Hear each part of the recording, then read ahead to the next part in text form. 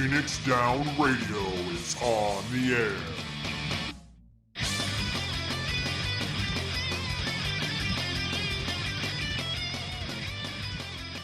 Welcome everybody to Phoenix Down Radio, episode number 125. I am your host, Klaus Nightbringer, and for some reason the stream is very dim and dark. Maybe it's just because we're in a very dark, dim area, huh? Possibly. Good news though, halfway through the game it'll lighten up. Will it though? We're in a deep dark church, okay? I mean, so maybe we should have gone somewhere else. Things that we have learned. Yes. This. Do not do podcasts in a church. Okay. Well, we can always. You want to run outside while we do the show news? Anyway, I'm your host, Klaus Nightbringer. Joining me this week, we have Taliz Marvelous, who is currently seeking sunlight. I'll be back. All right. You're gonna run with me in inverse first person mode. Sarah is taking another week off. We were close to. He's still dealing with a lot of shit. There's so much going on in this world. It's like, what the hell? Where are you? Oh, there you are. I think I see you running over there. Stop. We can do this the easy way. Or if there's if we know how to do something the easy way, it's not this. Yeah. There we go. Yeah, Sarah's gonna take this week off. He's just got a lot on his mind, and a lot health stuff. But we talked to him earlier. He's doing good-ish, and he is looking forward to being back though. Yeah, he sends his love and he misses everybody. Where are you going? We could stand under these lights. Under lights? There are 2 lights. Not 4? No, there are not 4 lights. I'm sorry, Jean-Luc. There are 4 lights. No. Sorry, Jean-Luc. Also, how close together should we be like this? Come over. Done. Sure. Is this look all right, guys? Well, now there you go. And Calcabrina needs to go over here. Get her. She's being a butt. I'm getting her to move. There we go. Yeah, trying to organize stuff is kind of a thing. This is what happens when we do shit live, guys. But yeah, by the way, we're a live podcast, if you can't tell. If you haven't joined us at twitch.tv/Phoenix Down Radio on every other Saturday night, you should, because we have a pre-show where it's this but worse. Yeah, you're not wrong. And, well, hopefully it's fun. Hopefully you guys enjoy it. So what have you been up to the past couple of weeks then, Taliz? So, as a lot of you know, I was buying and selling cars over the last month or so, and I've reached a spot where I have enough connections that as a 40-hour a week with payroll job just doesn't really suit me because I don't do good at normal jobs. So instead, I'm actually now a point of contact for a couple of different companies that are looking at importing trucks from New Zealand and Australia and bringing them over here to Western Washington or possibly Los Angeles and having them rebuilt and respec'd as U.S. vehicles. Okay. So I'm still in cars. I'm just doing cars the hardest possible way. So 3 episodes, 3 different jobs. Yes. All in cars, but very all different. Drastically different and hundreds and now thousands of miles apart. As long as you're doing well, I guess, and enjoying the work, I can't fault you. I love it, and my bills are paid, and I bought groceries today, so I'm okay. Well, that is good. Glad to hear it. As far as me, I had an eye exam today because I'm getting old. Oh, no. But I bought new glasses. Okay. I ordered a pair of Gunners. Ooh, the blue light ones? Yes. Yes. They are the blue light ones that actually transition into sunglasses in the sun. Oh, those are cool. So I paid a little extra to get the transitional lenses. I like having them. They're really nice. I've got them in this particular pair. But I needed something different. These were I've had for too long. I've had them for so long I don't remember actually when I got them. But Yeah, it's time to replace them. I did learn that my prescription hasn't changed all that much in at least 5 years, 5, 6, 7 years, whatever it's been that I've had these. So I mean, that's good. But That is good. But he showed me the that pretty soon I'm gonna need bifocals. Because he did the whole thing with which looks better, this or this? And I go, that one. Oh, that's because I just showed you bifocals. I'm like, you motherfucker. Oh no. No, I mean, dude, I had glasses for 15 years and then got laser eye surgery, and now like 20 years in from surgery, I'm going, things are fuzzy sometimes. Yeah, see, I don't know if I can have LASIK with the eye condition that I have. It's not technically a lazy eye, but it's a weaker eye. So Weaker eye, they can do. Lazy eye is the problem. Yeah, see, I'm not sure. I should have asked about that. I didn't even think about it because, well, LASIK is still $1,000 or more. Mine was like 3, and that was 20 years ago. Yeah. But glasses were $280. Nope. Glasses for now. Figure out the rest later. Yeah, and I mean, theoretically, I could also get $150 back from insurance, so making them even cheaper. I rocked the Zenny Optical at one point where it was like, get your prescription written down, send it onto the internet, buy whatever frames you want, get the lenses. You can put blue light blocking in there if you want to, and just custom build your glasses. Yep. But it ended up being the same cost as just going to an optometrist by that point. Yeah, but you still get the lenses you want. You're not locked into whatever they have in that store. It's true. That's the biggest thing for me is I always felt bad about, going to get an eye exam at a place and you kind of feel awkward if you don't get the glasses there. Yeah, I cheated on my last pair. I actually had my girlfriend at the time and my best friend go with me. And then while I was getting mine done, I had them pick out the glasses for me and narrow it down to like 3 pairs. And then I came out and I only picked from those 3. But because they were the ones that saw me most often, and I was just like, you guys see them more than I do. You pick them out. But did you like any of them? I did, actually. They were cool. They were like oval, and they did the sunglasses transition thing, and I had them for about 2 years before I got surgery, so it was pretty good. Gotcha. Beyond that, cheat by using your friends. Beyond that, I'm getting new tires tomorrow. Ooh. Yes. But you gotta have those tires. Which is as much as I drive, yeah, I need new tires. And then 50 miles one way. It's on going on vacation for 5 days on Friday, which is why I want it to be Friday right now, so I can be on vacation. Fair enough. Guys, I'm going on vacation. But no, I haven't had a day off since we started back up at the casino, and I kind of need one. Dude, that's rough. Well, I go from having every day off, kind of, well, but not really, Sort of. because I was on call for pizza for most of that, to then, working every day. And, yeah, it's like, even during that downtime, I really wasn't doing nothing. So it'll be nice to actually have some time truly to myself. Where you just don't have to do anything for a little bit. Nope. I'm bringing my camera up. I'm bringing my laptop up. I am bringing, swim trunks because it's on a lake. And I'm just going to do as little as possible. That sounds awesome. I'm looking forward honestly to it. And truly, no sarcasm. That sounds awesome.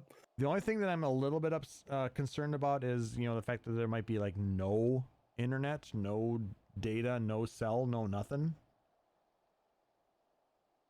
And I don't know how I would actually truly feel about that. Not bad. It's only a couple days. But when you're a guy who works in technology. Yeah. As opposed to a guy that forgot that he had a laptop. The guy who like has 8 items and can move by just opening up the back seat of his car and just throw the few things that he has in there and be like, oh, I'm done. It's true. Like, I have more stuff, but it's like I have a pair of chopsticks that's collapsible because I bring them with me. I have 12 books. 12 books now. Wow. That doesn't include the 3 manga that I own. Because Like, I just don't have stuff. I just started with 0 and just never bothered to get much more. But yeah, if you've got no technology and no connection, send a text to a couple people and be like, yo, can somebody like tweet at me and let everybody know that I'm alive? But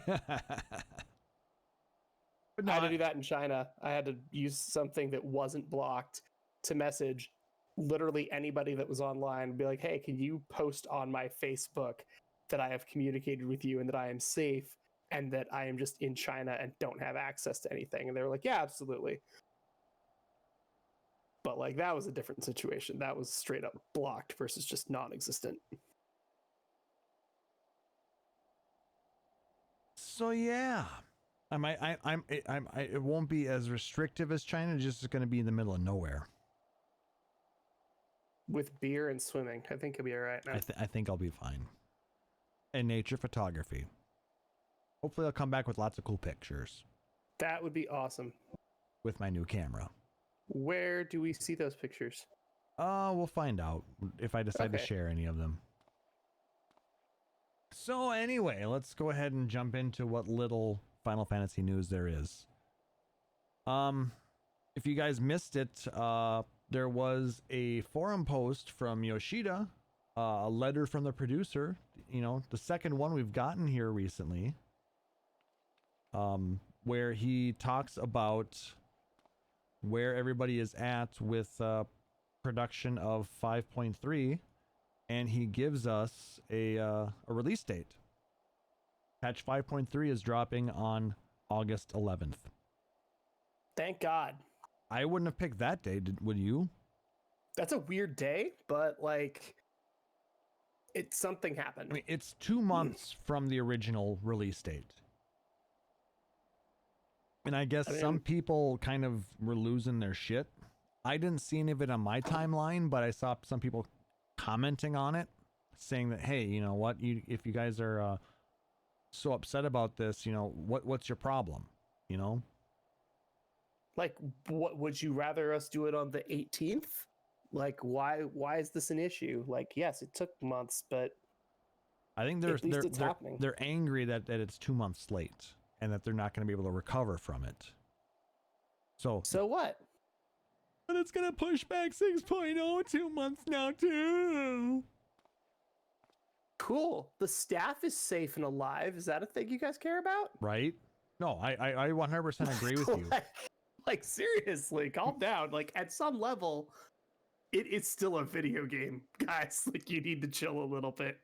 I mean, it got so bad. I mean, I went and I posted on Twitter, saying that if you're angry and upset at the things that are happening in this world, I understand. We're all going through it. If you're angry and upset that patch 5.3 is 2 months late, you need to stop being so goddamn selfish and get over yourself. Yep. And about 100 and some other people agreed with me. I mean, it was liked and retweeted quite a bit. I mean, we're all like, let's be real. You know how I used to have an archer that was level 6, right? Where are you at now? 31. Wow. And I'm a bard. Or I mean, I've unlocked Black Mage. I haven't unlocked Bard, Black Mage, Scholar. I haven't unlocked any of that until literally last week. Yes, we're all bored. I get it. Looking at the numbers, Dude, looks it's like fine. 185 likes, 77 retweets. So Yeah. not bad for something like that. Yeah. But anyway, August 11th. I mean, dude, we have a date, and it's a date that has been, pushed enough that at this point they're not, the chances of that getting delayed again is a lot lower. Mm-hmm. Like, we're going to see 5.3. 5.3 contains the shortening of Realm Reborn. Yeah, that's not an easy thing to do. 5.3 is going to contain a whole bunch of stuff for us to do. Don't we also get one of the 24-man raids in this one as well? We do. We get the next raid for the Yorha Dark Apocalypse series. So we're getting a 24-man. We get new large-scale encounters for the Resistance weapons. So we get new relic weapon content. We get a whole overhaul of the base game again. Like, dude, it's okay for this to take a couple extra months. The fact that we're getting so much, sure. If they delayed 5.23 for 3 months, I'd be like, guys, like, why? Like, you're not putting enough into the game for it to super matter. You're doing some balance issues, and that's about it. But when it's something this big, no, dude, take 2 months or 3 and make sure that it works. The matter was complicated by the fact that due to the size of their QA teams and the nature of the testing required for them, it just made it take longer. They needed to make sure that everything was done just right. And a lot of it had to wait until they could get back into the office. That's true. Japan had 100,000 cases, if that, and because everybody wore masks 90% of the time anyway. It wasn't too bad, but anyway, I'm glad that the dev team is safe, and I'm glad that we're back to some kind of schedule. I'm glad that some countries are doing things the right way and caring about their people to make sure that this doesn't get any worse than it does. Also, if anybody lives in British Columbia and is interested in marrying somebody that's a good driver and likes to cook, you can find me on Twitter at Taliz Marvelous, and I can probably be there in 3 hours, maybe 4 if I actually packed a couple of other things that I want to bring wait till with me. after the podcast, okay? Come on. Okay, so I'll be there by midnight. Boom, done. I'm gonna pack and talk. Is that right? All right. Anyway. Another bit of news we got was an announcement for the next producer live letter. So an actual Twitch stream, YouTube stream, July 22nd at 4 a.m. I have that day off. Are you going to set an alarm and wake up? Fuck no, I'm going to be sleeping. Are you kidding me? I am not. I mean, normally I would be up at 6 a.m. that day. But you know what? It's my last day before going back to work because I go back on the 23rd. But you're damn Skippy. You should definitely sleep then. That's I fair. will be going through all of the news that's gone through, and we will definitely go put something together because I believe the next podcast is going to be that Saturday. Fair enough. If my memory serves correct. All right. Anyway, we're going to get patch 5.3 part 2 preview. And if you can check back later on, let me actually give you guys the link so you can check back later on. Come on, let me copy you. There we go. This gives all the details we have so far.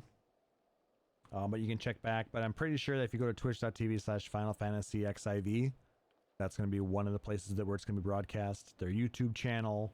Nico generally is they stream to, so yeah.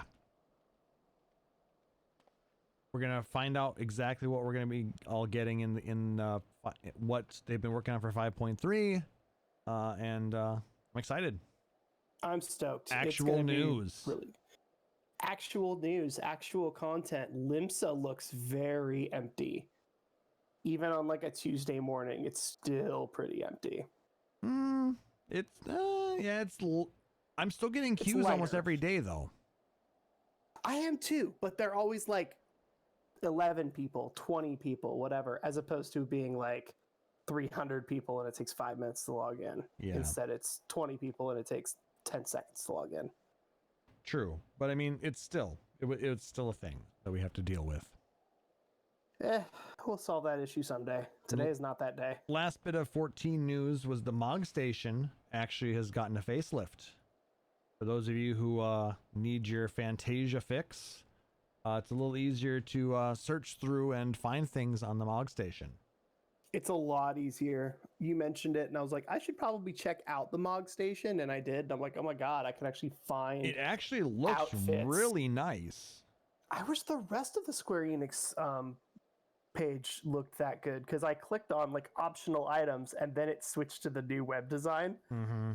But like half of it's still the old web design. So like I had to get through a little bit of the jank and then I got the super pretty one. Yeah, when I say Mog Station, I mean the optional items, the cash shop. Yep. Because Mog Station technically also does include everywhere you do all of your, if you want to like pay for additional time, if you want to get retainers, if you want to add things to your account, stuff like that. And that all still looks like jank. Your account maintenance page is also included in the Mog Station, but the cash shop, the items shop, is much easier to go through now. However, the back end is the same, so it's still kind of a shit show.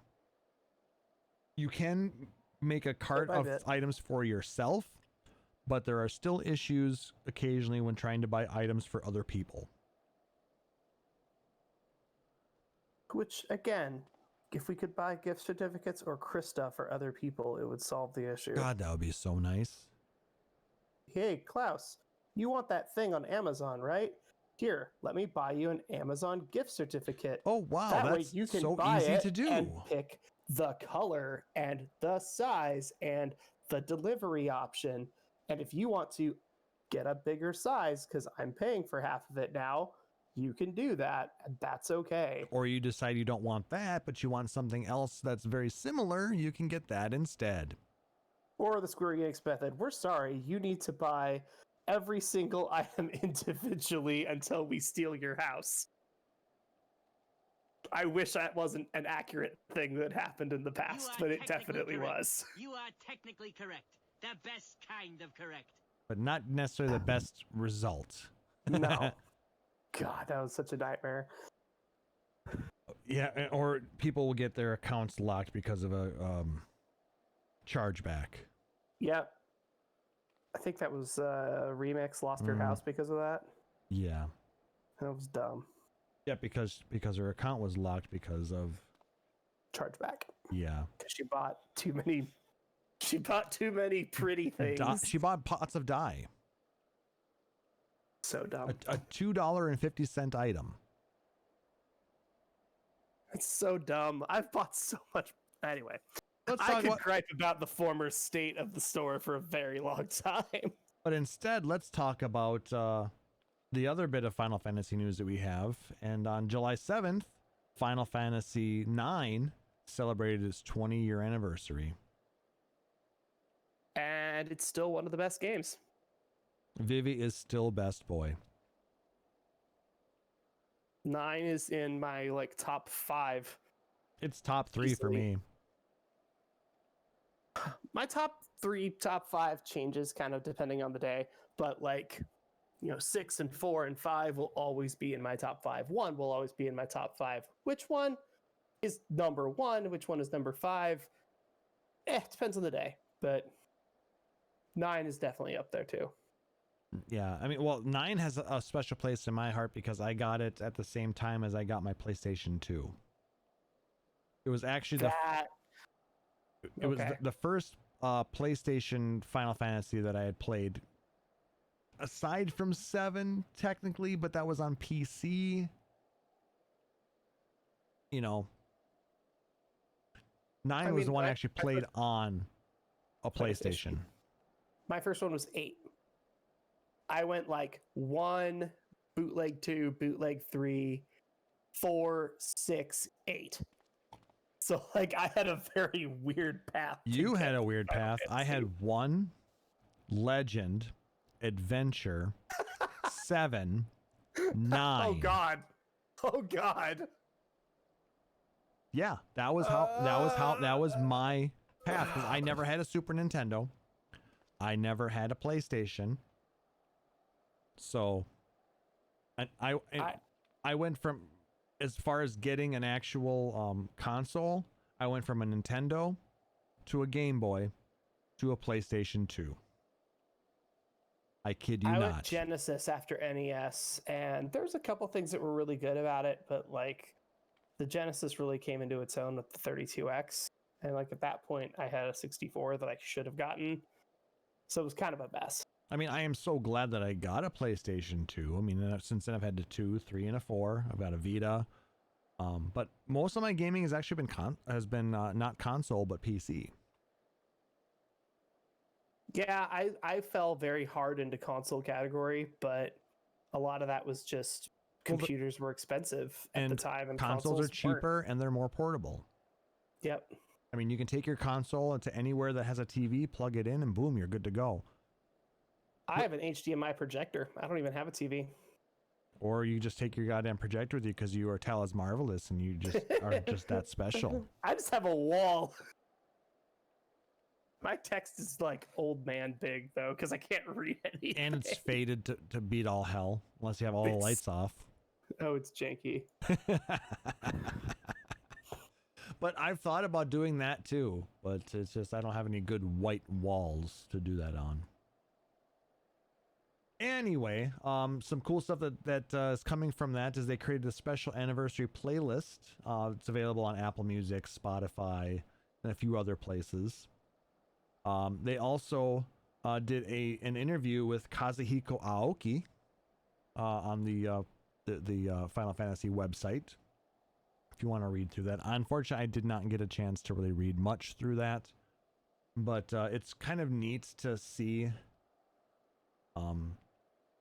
what their thoughts are of the game 20 years later.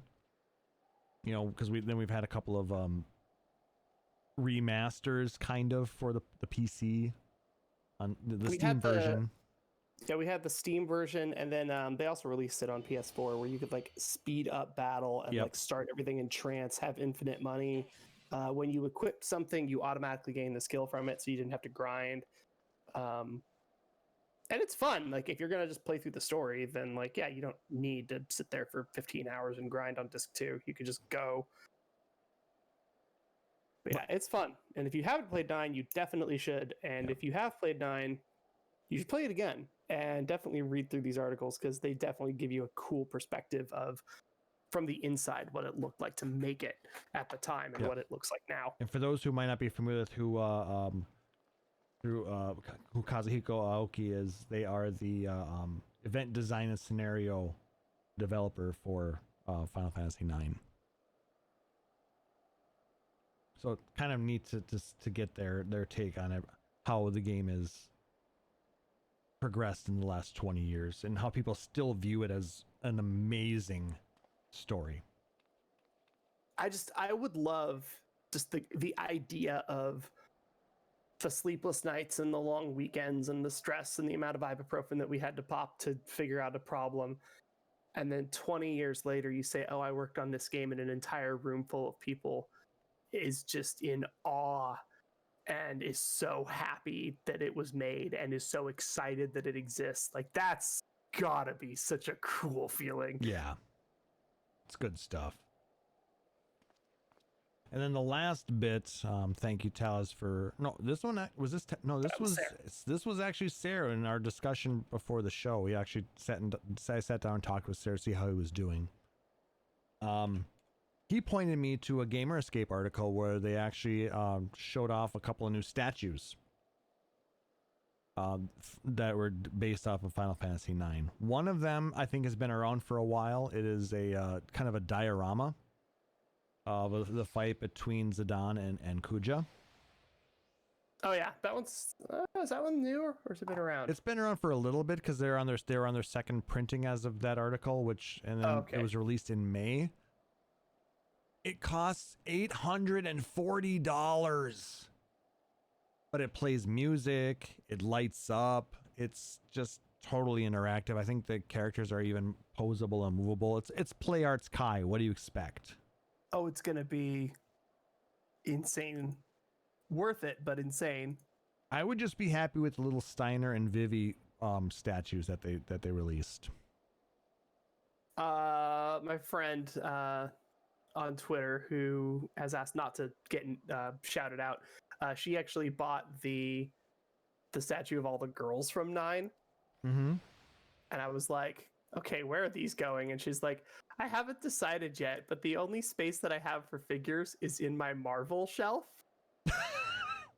So like Beatrix and Wonder Woman are just chilling. Wonder Woman is DC, cool. Man. Come on. It was so good. Is it DC? Yes. Sorry, I can't tell the difference.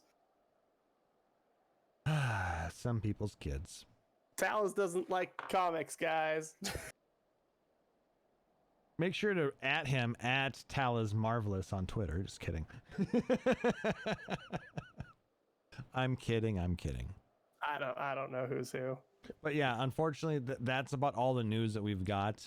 I did a bit of searching today and couldn't come up with anything more than that. So, No, FF News got really. We had a lot 2 weeks ago, and now it's like, oh well, now we're back to not having a whole lot. yeah, but like I said, next show we're gonna have a whole live letter to talk about. So look forward to that. Plus, we're Please gonna look have forward to it. Final Fantasy V. But before we get to Final Fantasy V, between 3 and 5 comes Final Fantasy IV. How's that for a segue? That's terrible, I know. It was terrible. Whatever. An effort was made. A terrible effort, and I'm not apologizing for it. And yes, Pyrocat says, get your Western comics straight. Nope, never gonna happen. All right, so tonight we are talking about Final Fantasy IV. This is the first game of the Super Famicom era.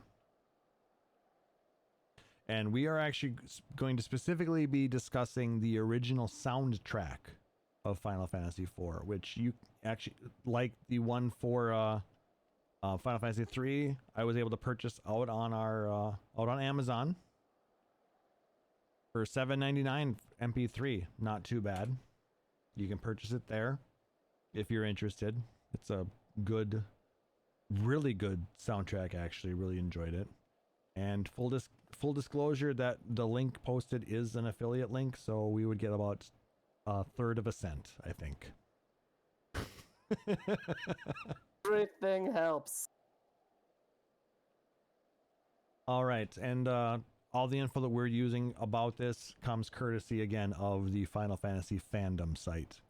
So thank you very much, finalfantasy.fandom.com. So like I said, this is the first game on the Super Famicom, and Uematsu noted that the soundtrack's production was an arduous task involving much trial and error. The reason stemmed for the recent transition phase from the Famicom to the Super Famicom hardware. Very different to work with at that point. I can imagine that. So, when we start up the game, we get...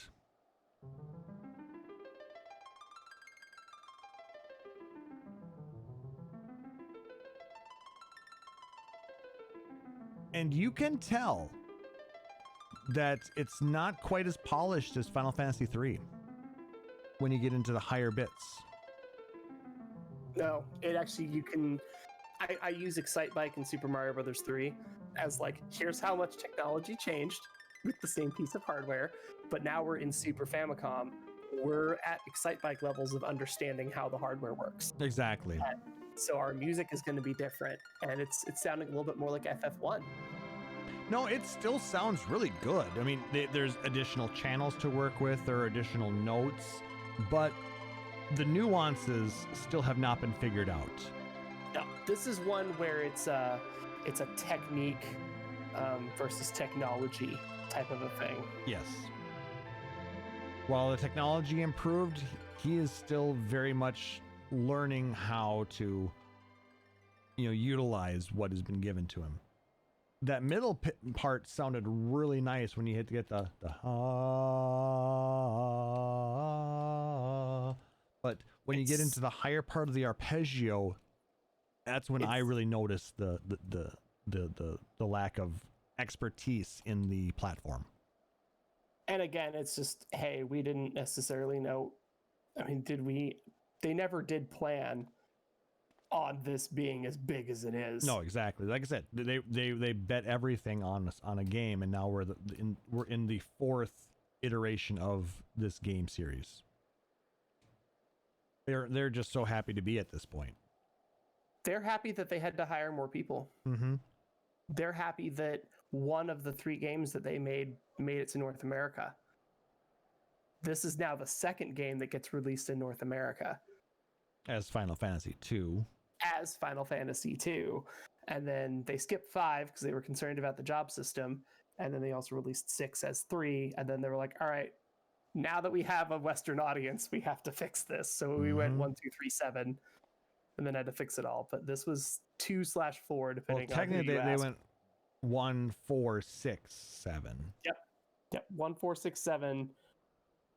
Mystic Quest is in there somewhere. Which isn't really Maybe. Final Fantasy. No. Anyway. But either is Adventure. But anyway, so we're going to argue about that all once day. you get past the main menu, the first bit of music that you're given,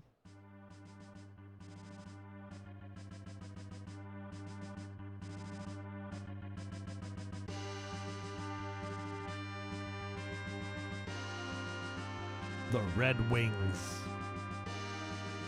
Cecil's theme, and the theme of the Red Wings of Baron. I love that it fades in. When you get to this scene, the screen is black when the music starts, and it fades in to your 5 airships in formation flying. Yep. Flying. And then zooms into your airship of you being captain of one. Yeah, it's pretty. It's a very, very strong moment to start the game. Yeah, they wanted to make sure that you didn't suddenly appear in front of a castle for no apparent reason.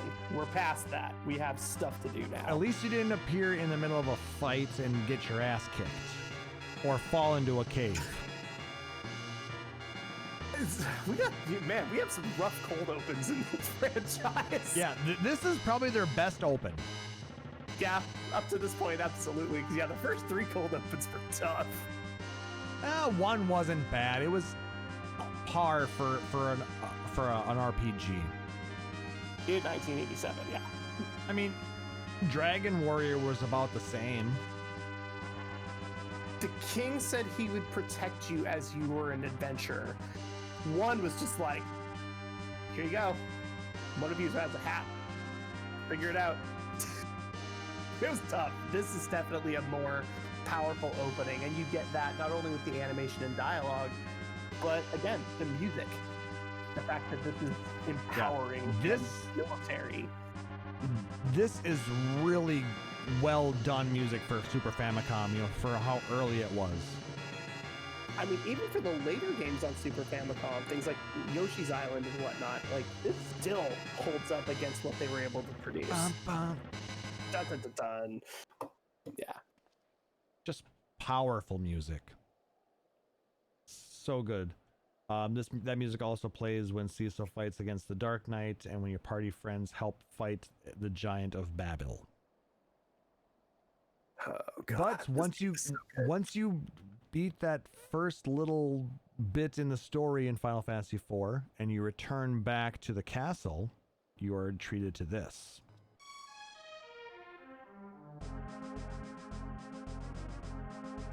The Kingdom of Baron. Whenever you enter Baron Castle, this is what you get.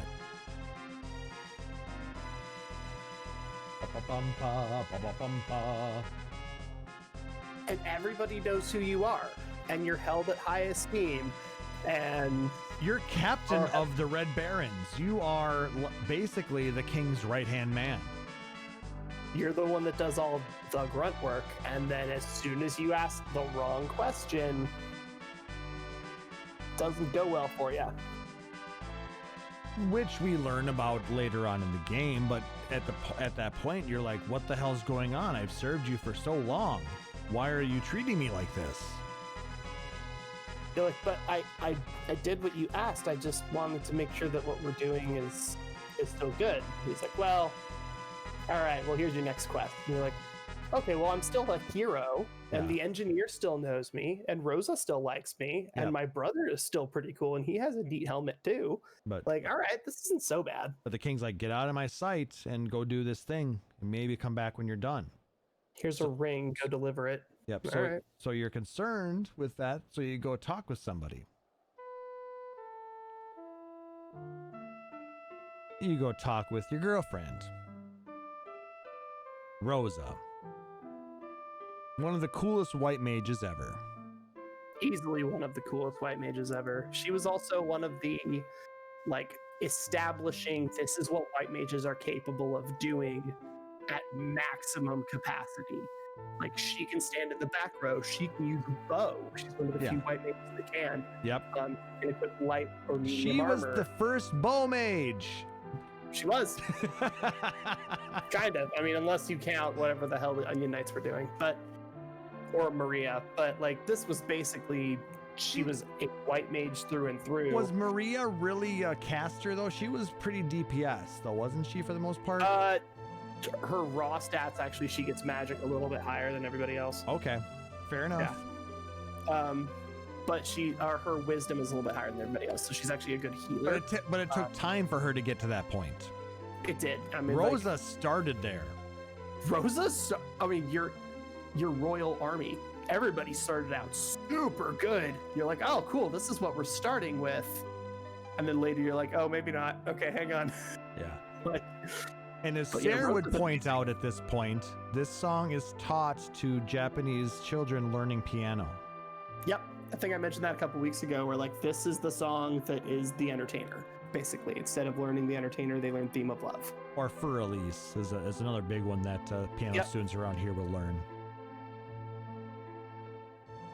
Can you imagine going to piano lessons and having to learn this?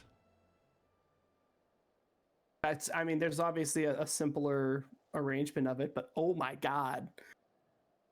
Like, I remember learning scales and being terrible at it and not understanding it at all. I can't imagine handing a recorder or a 3-octave piano keyboard to a 8-year-old and being like, okay, you're gonna play Uematsu music. I'm gonna do what? I'm gonna do what? You want to try that one more time? It also explains why they're so damn good. I was gonna say, I'm like, I can play Prelude. Is that cool? That's about as complicated as I want to get. I can play chopsticks. I can too. Actually, I took a few years of piano lessons, so I mean, I was actually pretty decent at piano, but yeah, I actually quit because the piano teacher we had at the time was kind of being a bitch to my sister because she wasn't as good as I was, and she was pressuring her, and I was like, fuck that, I ain't gonna be taking lessons from somebody who's gonna be like that, and I just lost interest. Yep. I mean, if you're gonna try and if you're gonna expect somebody to be as good as somebody else just because of some reason or another, that's not right. I mean, I always point people at my sister and be like, she used to be the artist and now she's a research scientist. Yeah, I mean, am I gonna say that I regret stopping playing piano? Probably a little bit. Who knows what I could have done? I mean, fuck, I played in front of Northrop Auditorium in front of like 3,000 people. But now you play you don't play piano, but you play guitar. Very rarely. You sing a lot, though. I sing, yeah. Yeah, whatever. That's still an instrument. You just use your voice. Pyrocat, for release, I still have trouble listening to it now. As I recall, Pyrocat also used to play French horn back in like high school. I got my trumpet upstairs still. We should jam out sometime, Pyrocat. I'll play my trumpet and kazoo and harmonica. You can play your French horn and alto horn. Alto horn. Okay. So I'm bringing the ukulele and the ocarina, and there we got this. We got a band, man. We do. The barrel horn. let me text Sarah real quick and make sure he's cool with playing drum kit. I don't want to play the drums. Anyway, after the Theme of Love plays, we kind of move on in the game and we get the prologue. This is the opening theme for Final Fantasy IV.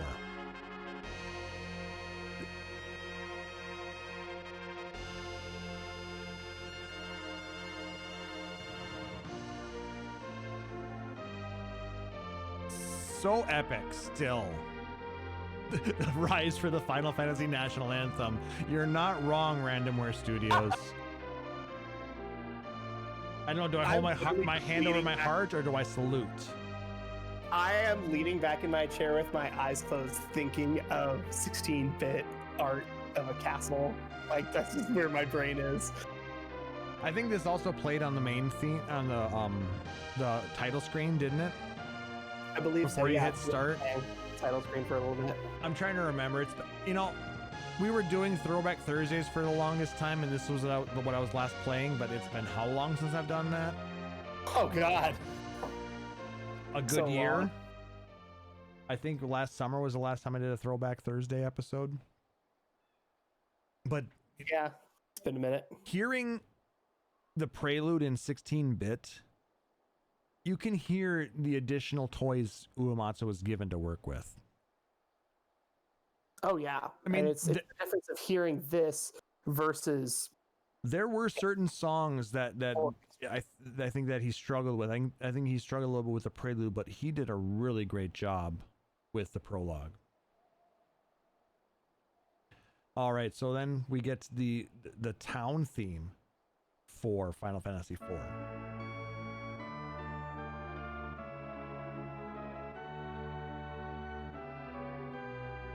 I hear the door opening sound effect in my head. Do you hear that too? Right? Yeah. As I'm running through, like checking all the stores, seeing if I have gear that isn't as crap as what I have. Right.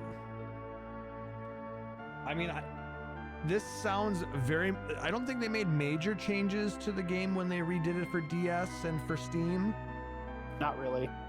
But they did make some minor changes. I know they added more songs. We'll talk about that a little bit. But the songs sound just about as good as I remember on the Steam version. I know that they added a little bit of music, largely because they added those animated cutscenes. So they wanted to have music behind that they wanted to have redone so that it fit. Yeah, there wasn't enough space on the Super Famicom cartridges for all of that. But when they were given more room to work with the new technology, they took advantage of it. I mean, wouldn't you? I have flash drives that I have lost that held more data than every single NES game ever made put together. Yeah. Like it just, the amount of space they had is the reason why we have palette swaps, is the reason why we have music looping, is the reason why battle themes are built the way they are. We And still here we are. have music looping. Right. And 30 years later, we're still using that because the system works. I mean, But why? now our loop can be 4.5 minutes long. It doesn't have to be 22 seconds. Yeah, that's true. So you get a little bit more to work with, but you also want to make sure that you're not, making your games 100 gigs. I'm looking at you, Red Dead Redemption 2. Yeah, I was saying, are we ripping into Rockstar or Bethesda here? It's Well, like both are pretty big targets. Final Fantasy XIV, though, it has about Let's not talk about 60, that. 70 gigs-ish. Bannon's PS4 that I played on for the longest time was like a 256 gig, and I literally had to delete Destiny 2 to update 14 once. Yeah, you're not wrong. I actually just had to install 14 on there again because I just bought Shadowbringers for my PS4, so I had everything on both systems. But I forgot that I had uninstalled it, so I could install a couple other games. So I had to download 40 gigs. 43 gigs, actually, to my PS4. One of the other things that's super annoying is like I had to delete 55 gigs of D2 in order for it to fit, but I didn't need 55 gigs. I needed like 20. But it doesn't matter. I still needed like 40 gigs clear to install a 20 gig update. Yeah. To that end, buy terabyte consoles, y'all. Like, it's super worth it. We'll have to see what the PS5 comes out with. Anyway, moving on. So after our theme town, we actually do get another pretty awesome theme song.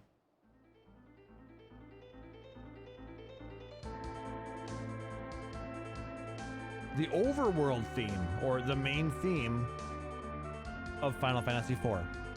You hear this a lot. A lot. And it's punctuated by battle starting. It's a really, really well done overworld theme, though. It's just the opening, like, hour of Final Fantasy IV really sets up what you're in for. Yeah. And you're still Like, you're going- confused. You're like, okay, you don't know what's up? That's okay. There's a lot going on. That's okay. There's a ton of people, and you're going to be expected to know all of them. That's okay. Late game, you're like, you went to the moon and there's 3 world maps. What the fuck? Like, yeah, welcome to FF4. Stuff happens here. Spoilers, come on. Oh, get over it. 2 years. I call it about 10 years before I don't give a shit about spoilers I anymore. know. But no, you spend a lot of time here is because you're gonna, even in those games, you're gonna want to spend a decent amount of time grinding to raise levels. Yep. So once And you want to do a lot of grinding in World 1. Yep, and when you're grinding to try and get levels, you're gonna hear this theme a lot too.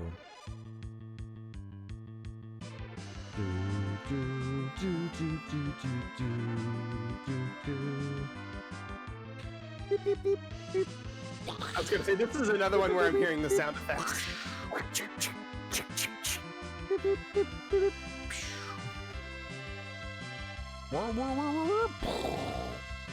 Magic.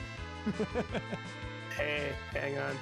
You know what would be a really, really good minion for this? There it is. There we go. Perfect.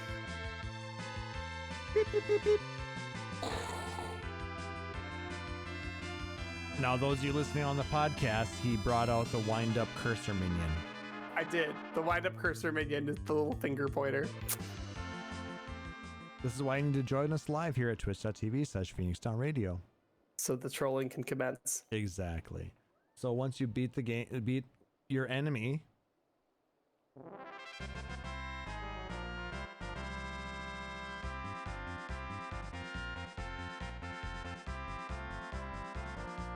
and for all you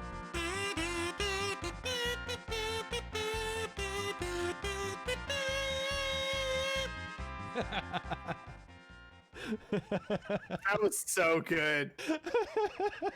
My ocarina is like a solid 8 inches out of my reach. Otherwise, I would have pulled it out and joined you. But man, we got to plan ahead for that. obviously that was the victory fanfare. You win a battle, you hear that song. Good stuff. Oh boy, but as you're progressing through the game,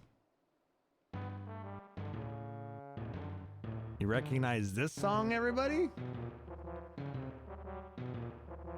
Maybe a little bit more recognizable version of the Fat Chocobo theme versus what we had last episode in 3. Anybody else picture Stewie walking behind a chocobo? I mean, I do now. It's a glandular problem. No.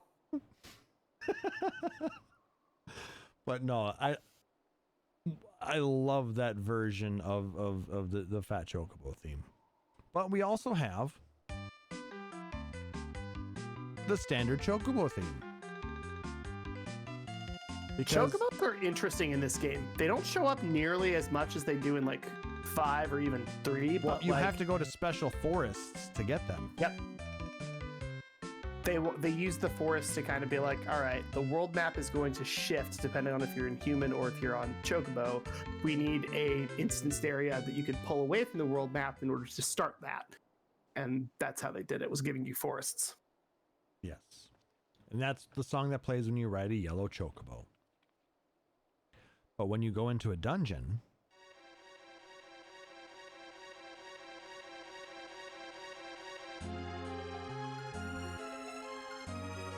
it still gives me chills.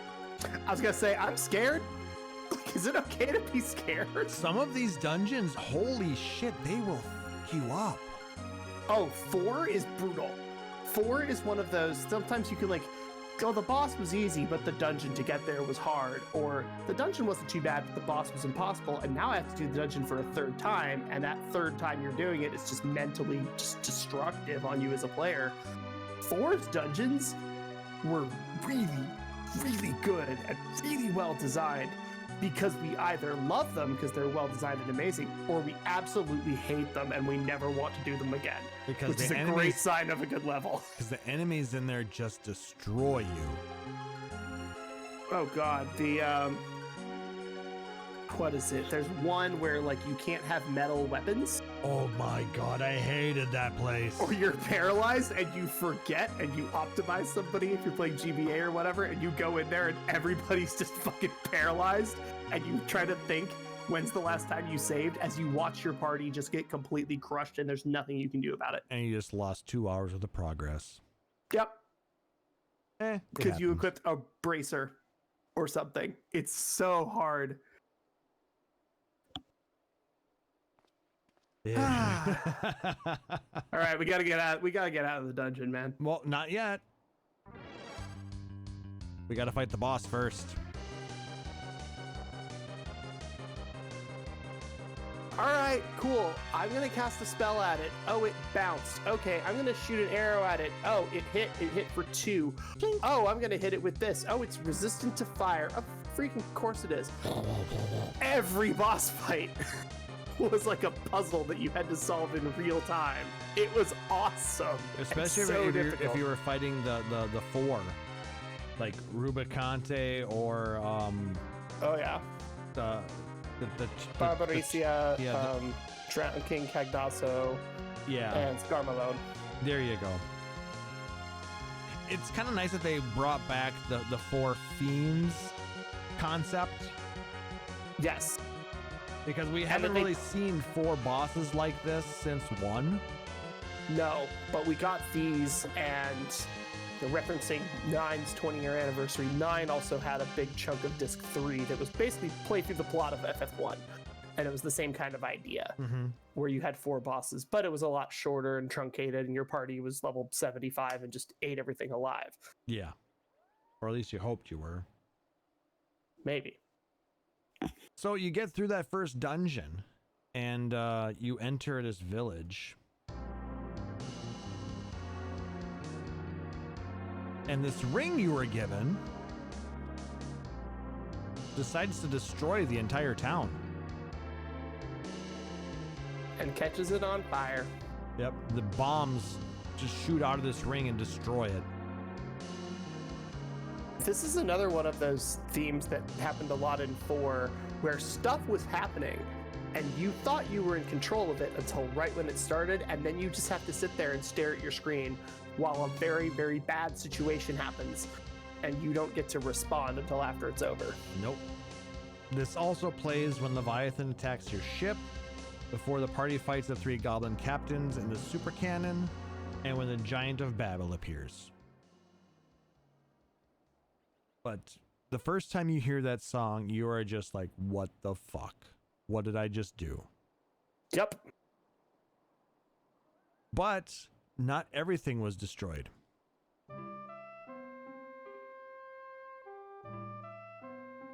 A little girl is still alive. This is your moment where you realize that you might have to be a positive force more so than you thought you were.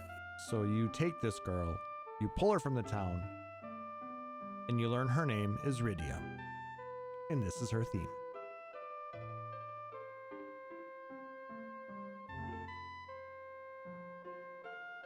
God, can we just talk about how fucking cool Rydia was as a character? I've only experienced her as the little girl. I haven't gotten to the point where she comes back yet, so. Yeah, she leaves and comes back very powerful, which is a pretty good JRPG trope. But the big one for me was that she's your black mage, and she has lightning, and she has ice, and she has sleep, and she has all the stuff that you're used to. And you get to a certain point in the game, And then she's gone. and somebody asks her to cast fire, and she can't. She doesn't have fire in her spell list, and that's something you don't really notice because you're so busy doing everything else and fighting with Cecil most of the time. You don't really pay attention to the fact that your black mage doesn't know fire. You know, I never thought about that. And it's because of this scene, or because of the previous scene, when the bomb goes off and burns her town to the ground. She's scared of fire. Yeah, actually, They write little stuff like that, just makes the whole game so tight and amazingly fun to play. All right, so you progress in the game a little bit and you encounter another location.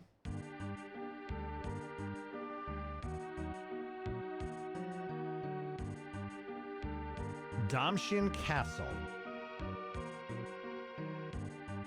I hope I pronounced that correctly.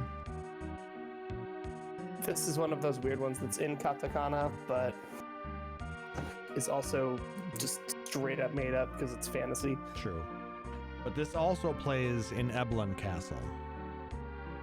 This is one of those castle themes that is also specifically for one thing, but we used it somewhere else. Because of Super Famicom limitations. Yeah. There's just like, I was like, there's references, there's ways to explain. No, it's a tech thing. Matoya's theme plays as the Sage's Cavern. Because it does, right? We needed music, and that's where you are. Just call it what it is. It's just smart usage of resources. Smart use of limited resources. And then the next song is one that probably breaks a lot of people's hearts.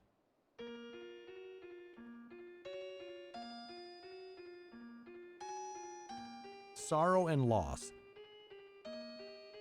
Or the theme of sorrow.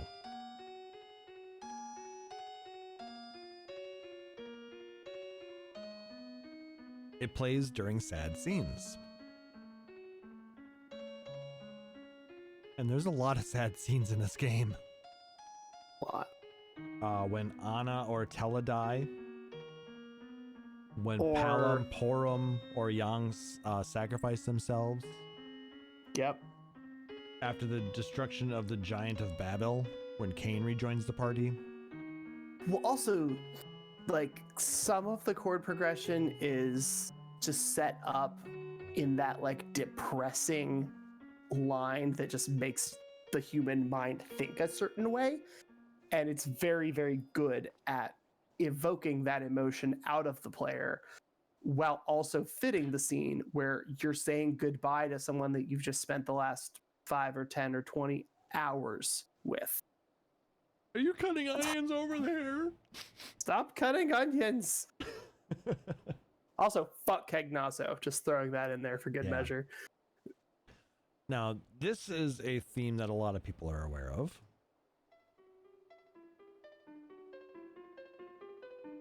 If only my minion would play right now. Because this is Edward's harp. This is Edward's theme.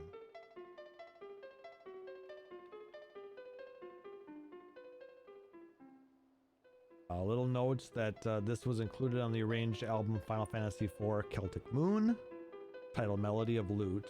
It was also a vocal arrangement on Final Fantasy Love Will Grow. So there were lyrics written for this. I was gonna say, I remember this song having lyrics. It's been a while though. Yes, the bard who is in fact Spoony. Great scene. You Spooniest of Spoony bard! I mean, there's a reason why I referenced it in the pre-show tweet tonight. And you know we're going to have to talk about Spoony bards again, even though we did it, 4 episodes ago? Spoony Bard's a lot. We are a Final Fantasy podcast. And we are rather spoony. And I do play bard. It's true. It I've is. unlocked Bard. Finally. Are you on bard? Now I'm on Paladin. Well, I'm on bard. And I'm spoony. Would you like me to be Bard? No, you're fine. No, too late. Gonna do it anyway. No. Your bard's Done. Your bard's not as cool looking as my bard. My Bard looks awesome. My Bard looks like a weeb at a convention. It does. Japanese jacket, sunglasses, funky hair, cargo pants. Probably smells better though. I mean, Come on.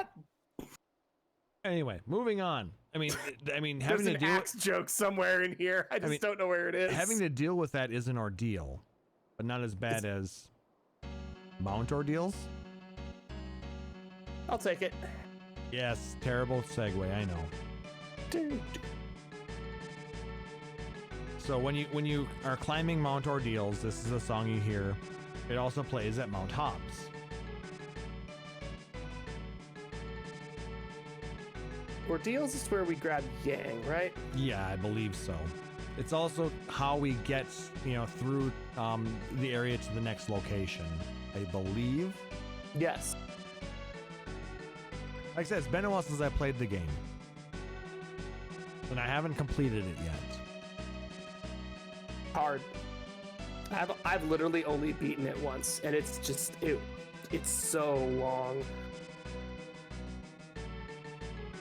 Oh, interesting information from Randomware Studios. The What's SNES that? version was translated by like 2 Japanese guys who only knew some English. That does sound correct. And that's why we had some really archaic terminology being used for translations, aka Spoony. But I like Spoony Bard. I do too. And like some of the weird translations is like what's iconic about it. One of the FF5 speedrunners is named the Wyverns, because the Wyverns got translated so badly that its name is literally capital Y space capital B URNS. It's like sometimes the translation doesn't work. Sometimes it's just Spoony. You're Spoony. So we get through our ordeal. And we enter Fabul.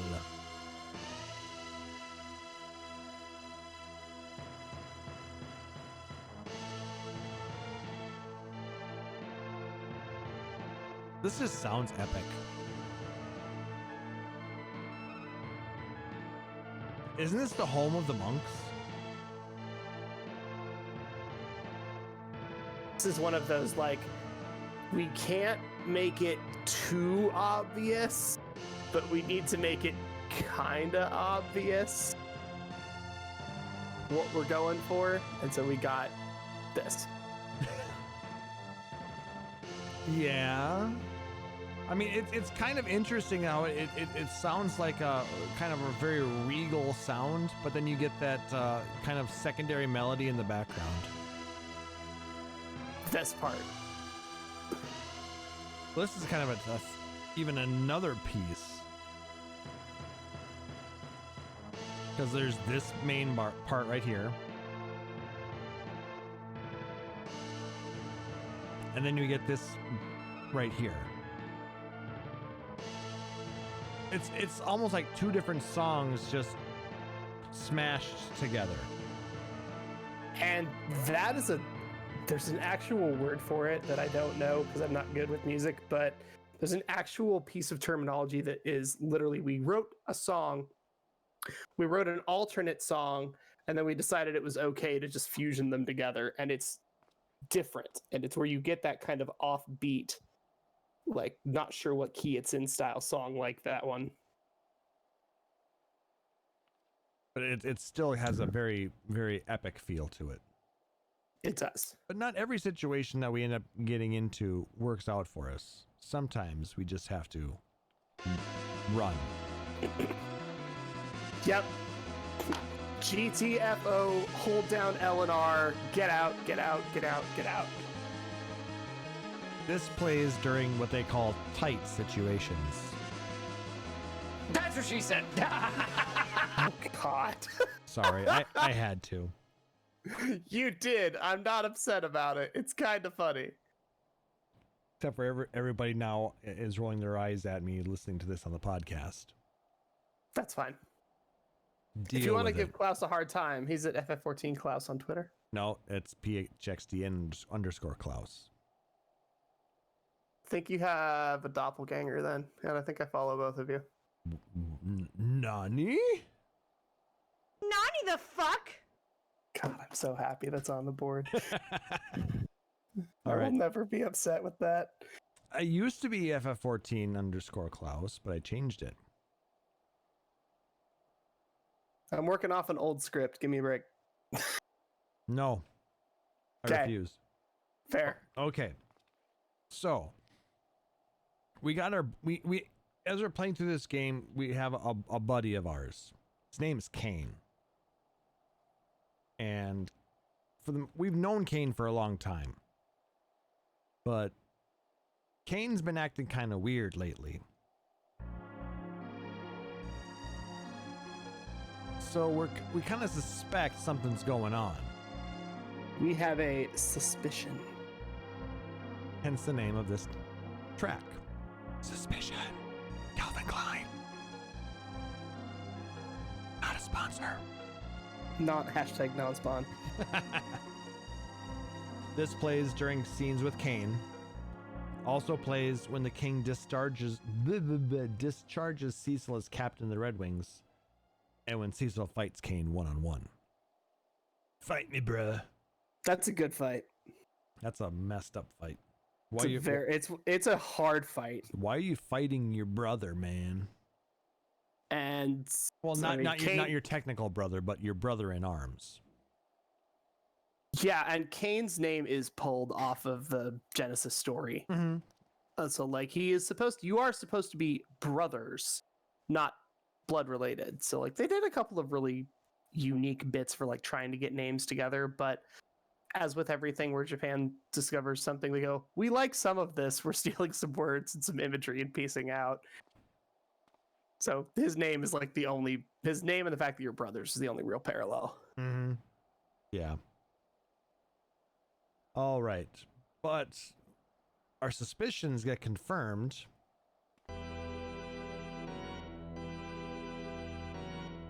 when Golbez shows up. Golbez is huge. Like, not just his Amano art that we get used as his enemy sprite, but like his actual one grid icon character piece is massive. It fills like almost every pixel.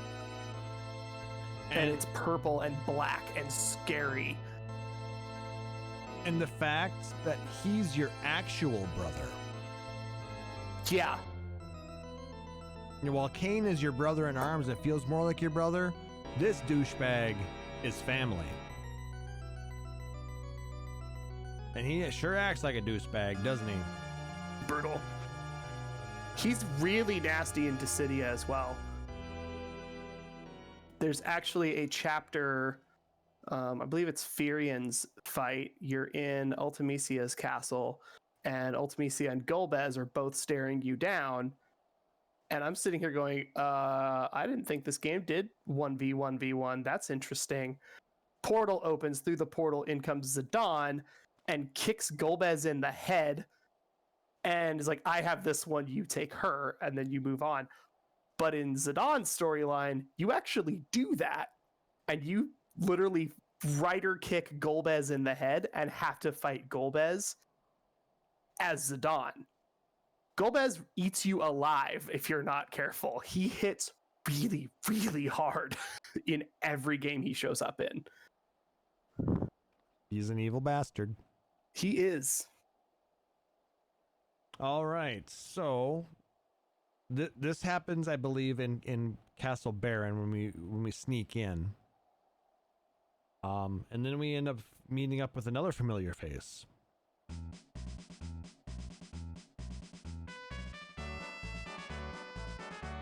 Thank God, somebody we like.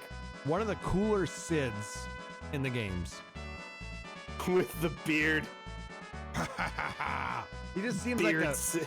he seems like he would be like a dwarf if this game had dwarves. So it does, but This game does have dwarves. It does. I know. I remembered that because I know. Anyway, take back what I just said. But he just seems like if he weren't human, he's the closest thing a human could be to a dwarf. He's just big and he's like ha ha ha ha. I think he drinks too much. Oh, he definitely is your uncle that drinks too much at the tailgate. But he's also your uncle that can fix your truck using the whiskey that he has and the wrench that he found in his pocket. And a little bit of baling twine. Maybe, if he needs it. It's Sid. Sid can do just about anything in this game. Sid's your strongest party member for like a big chunk of the game too. Well, he wields a giant fucking hammer. He does. I mean, you're gonna do some damage with a fucking hammer. Come on. He's got a hammer. It's a wooden hammer, but because he's very good with his tools, he just dismantles people with it. It's super fun. I mean, he builds airships with it. You think he's not gonna be able to bonk somebody in the head with it? Oh yeah, he'll knock you out in one shot. All right. So once you are done talking with Sid, you go on a quest for another area. You look for Mysidia.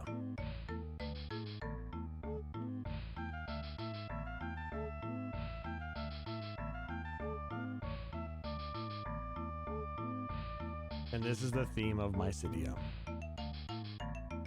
The loose bits of anachronism that we get to see in a lot of Final Fantasy games where, yes, you have magic and swords and machine guns and motorcycles. This is, yes, we built airships and you met the engineer that made them, and now you have to find a town made exclusively of mages and mystics. Like immediately after meeting that guy. Well, the thing is, you know, they're having to be very careful because they're being hunted, basically. Yep, you are a target forever. Well, yeah, mages, I mean. Yeah. Which is why they hide in this little tiny village in the middle of nowhere. You'd think that they would have multiple villages, smaller ones, all over the place, so that way they wouldn't all get destroyed if the Empire were to attack. Or show up with a ring. Oh, sorry, was that out loud? Shit, that was my out loud voice. Oops. So you get to the town and you have a meeting with the elders. And this is what you hear. And as the song goes, you have a long way to go. They don't trust you. You're a dark knight that destroyed a small village, and the kingdom that you used to represent is just being a bunch of assholes. Why should we trust you? Also are notorious for risking and damaging your own constitution and physical health in order to For power. in order to cast magic that they spend years learning. You just hurt yourself for that same power. That's not somebody that you want to hang out with on a Wednesday night. However, they do think that there is some good in you. So they're going to Thank send you God. somewhere. But they're not going to send you alone.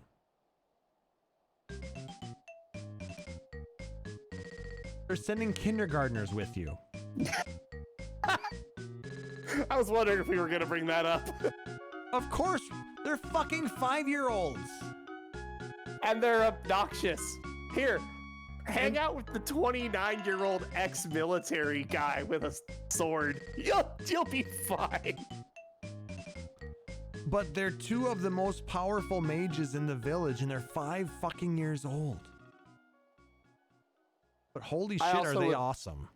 I'd also like to bring up after years. Palom is still a thing, and he's a leader, but Palom and Polum as adults are Alice and Alphino, basically.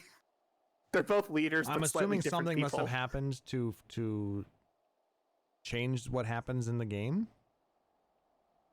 Oh, yeah. No spoilers, but No spoilers, but some stuff happens. 4's obvious. dark, by the way. Just throwing that in there for anybody that doesn't like 4 dark is themes. really fucking dark. All right, so you have these. You're in charge of these 2 kindergartners who cast huge bits of magic, and now you have to fight these overpowered bosses. This is the battle with the 4 fiends. This plays each time you fight one of the 4 fiends. Yep.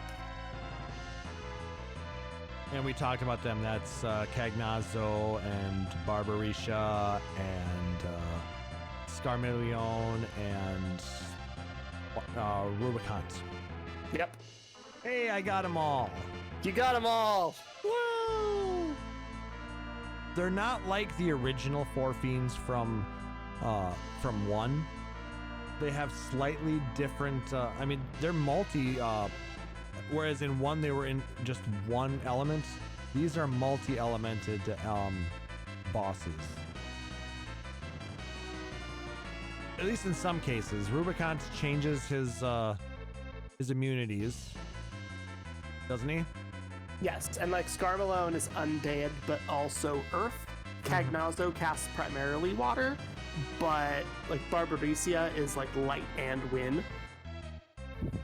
Yeah. So they kind of change everybody up a little bit. A little bit of a change. I mean, it's not earth, water, air, fire fully. It's there's some differences, I think. Mm-hmm. Yeah, and these archfiends are also named out of classic literature as well. Yeah. Dante and stuff like that. Yep, Dante's Divine Comedy. They show up, and like if you look at the full translation of all of their names, like it's a little tough to like figure out exactly where they all came from. Like Barbariccia is like not actually her name. It's like it's not B's, it's L's or something. And like Rubicante has like a couple of different letters changed, but it's also translated from Italian into English, into Japanese, and back again. So like everybody's names are a little bit different, but that's one where you just have to look at like what we knew then, what we had access to. And like was mentioned earlier, we didn't exactly have the greatest translation team for the original version of this game, so we did what we could. Fair enough. All right, so eventually, as every Final Fantasy we've been in has, we have airships. Well, we're partying now with with the engineer. I think at this point, we when he gives us the airship, he's in the party, isn't he? Yes. Well, he lets you use it because he's with you, and then he eventually gives it to you. This is the main airship theme.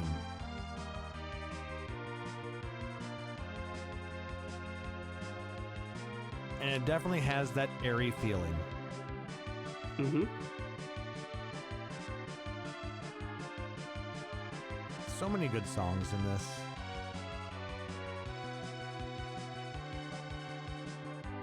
Hey, we're over half done. Sweet. I'm just looking at the time. Making sure we don't Fair go enough. 2.5 hours again. Make sure we don't go completely crazy. Well, we were already there, but... Fair.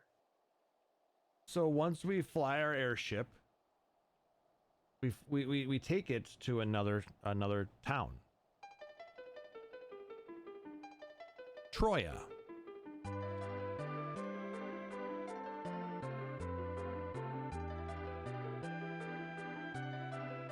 This is such a pretty theme.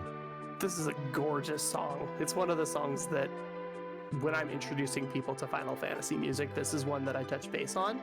So it's like, hey, you're probably not going to play 4, and you're probably not going to play 4 enough to get here. So here's just this specific song is very worth listening to. Hearing this played live by an orchestra is just so nice. Hey, remember concerts? Man, those were cool. That's why I bought CDs. Yeah, I've got all the albums downloaded. I still need to get 3 and 5 for Distant Worlds. Did you end up buying their download versions? I bought the first 4. I haven't bought 5 yet. It's That's on my right. to-do list. Yeah, we talked about that last episode. Yeah. You had 2 weeks. Yeah, but I had to develop contacts out of whole cloth from a country I've never been to. I was a little busy. That takes what, 20 minutes? I mean, it took like 4 hours, but yeah. What'd you do for the rest of the 2 weeks? Just kidding. Just kidding. 4 does something amazing. 4 not only gives us the Chocobo theme, it gives us another Chocobo theme.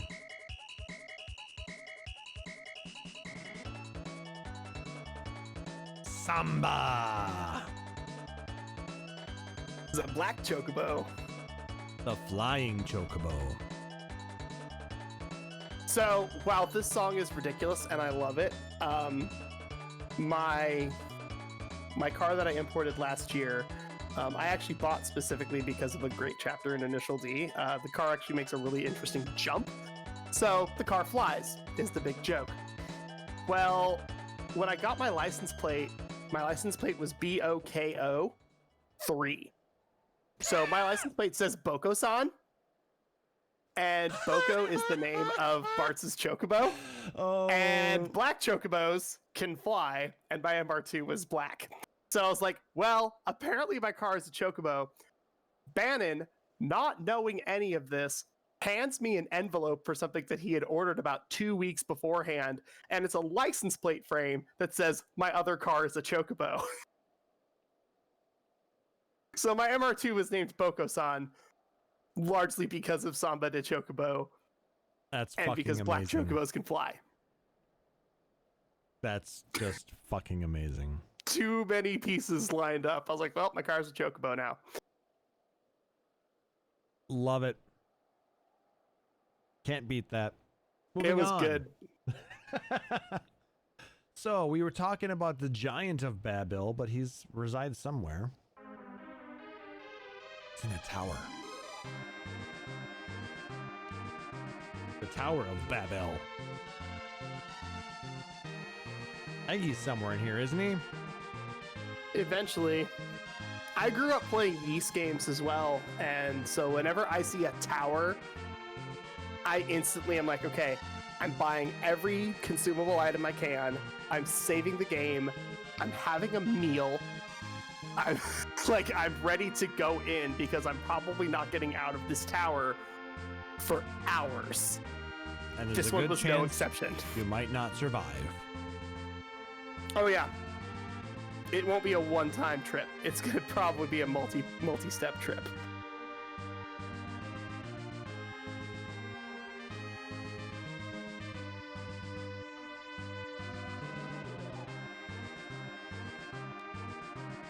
I can't say that I actually remember this theme.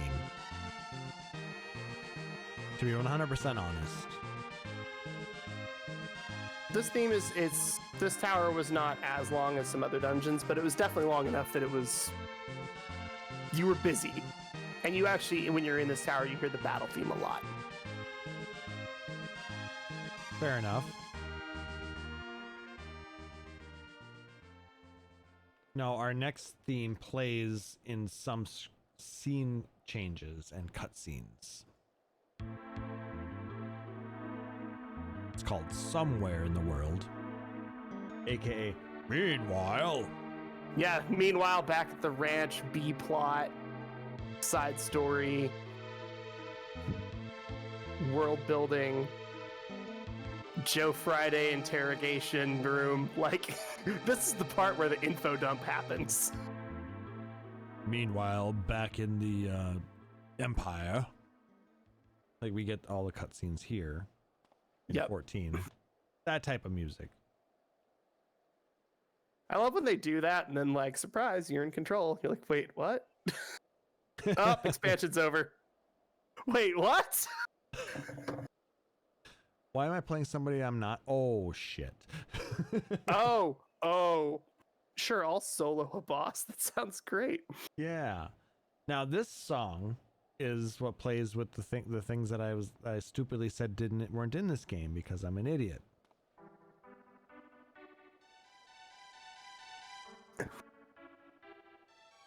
This is called The Land of Dwarves. In fairness, you're not here very long. Like it's okay to forget about this one. But it's an arrangement of the main theme of 14. Or 4, sorry. Okay. See, too many games. The main theme of the arrangement of the main theme of 4. You can kind of hear it. It's played when you're underground. Yep.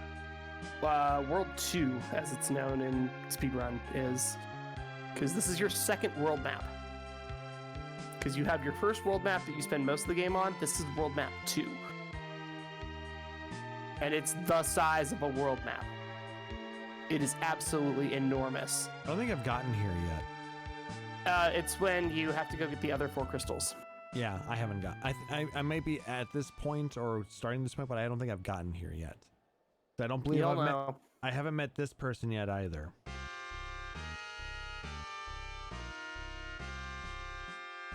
The name will be recognizable to those who have played through the healer storyline in Shadowbringers. This is Jot's theme. King of the Dwarves. And it's... Yeah. It plays...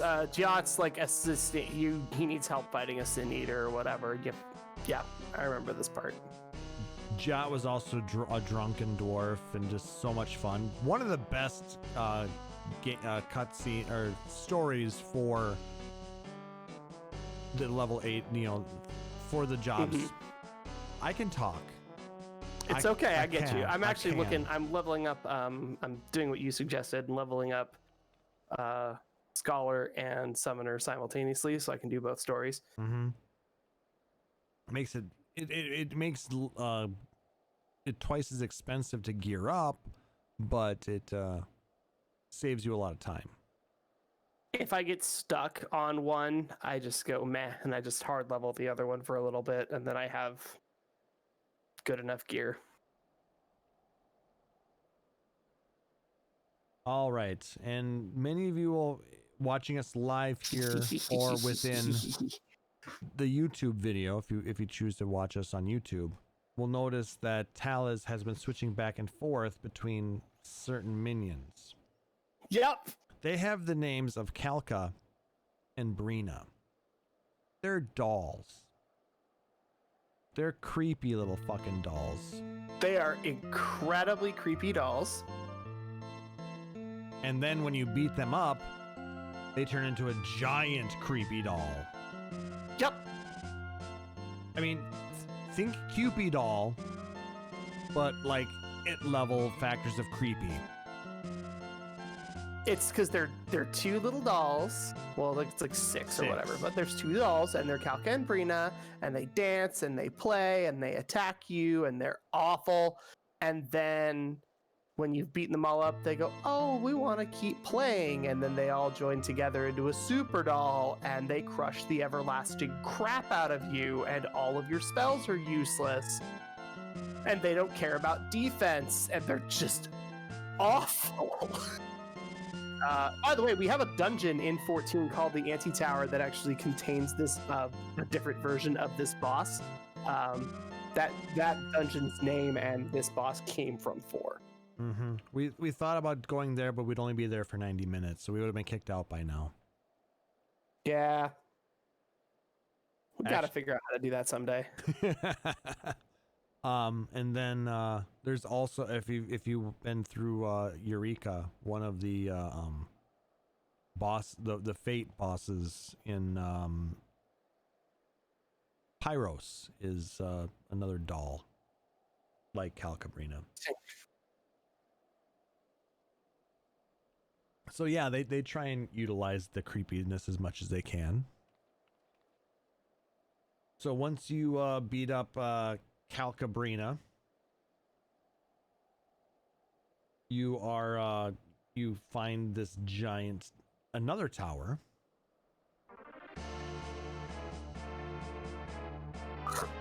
The Tower of Zot.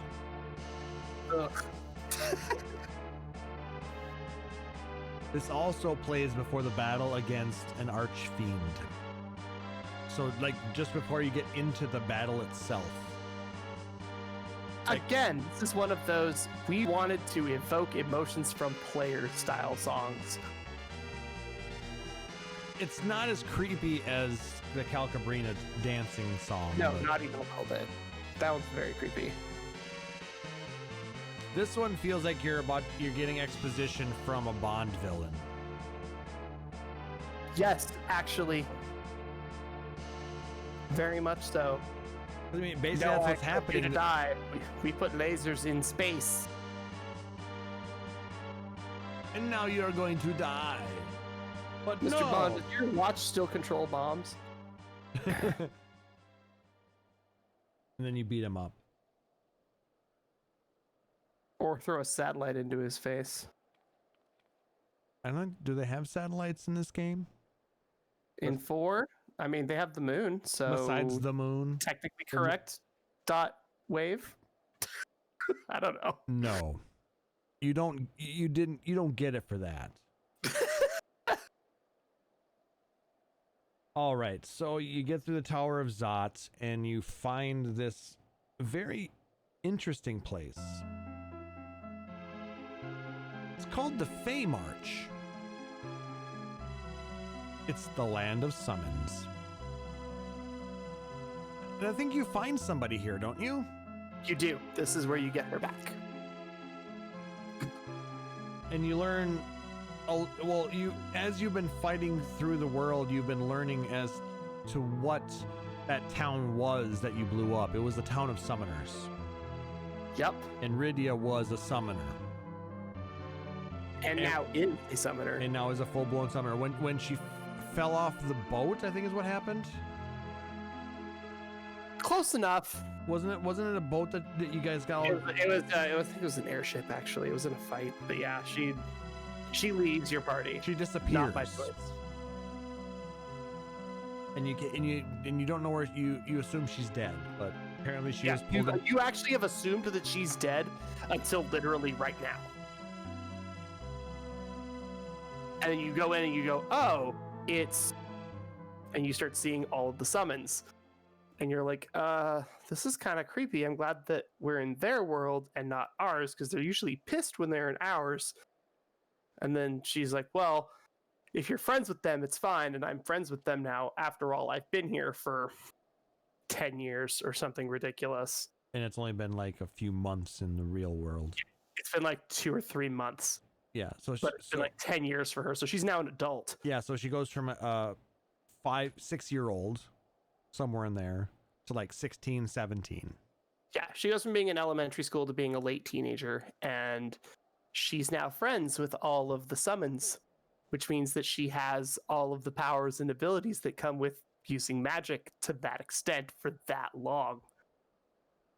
She's kind of a badass now. Thank God. She remembers that you did good things. You know, she doesn't. She kind of forgives you, I guess, for blowing up her house. Well, I mean, it's her mom too. Yeah, and killing her mom. But I mean, when you explain what happened before she died or before she disappears, I mean, she understands. Yeah. So, but still. Hey guys, 4's dark. By the way, we were not kidding. Yeah, I mean, you're killing, little kids' moms, and did we tell you that those kindergartners that you drug around before end up sacrificing themselves and turning into stone to save your life? Did we mention that in the cold opening, the first thing you did was invade a city, kill all the guards, and shatter a crystal, and then peace out? I mean, you didn't feel good about it, but everybody else is like,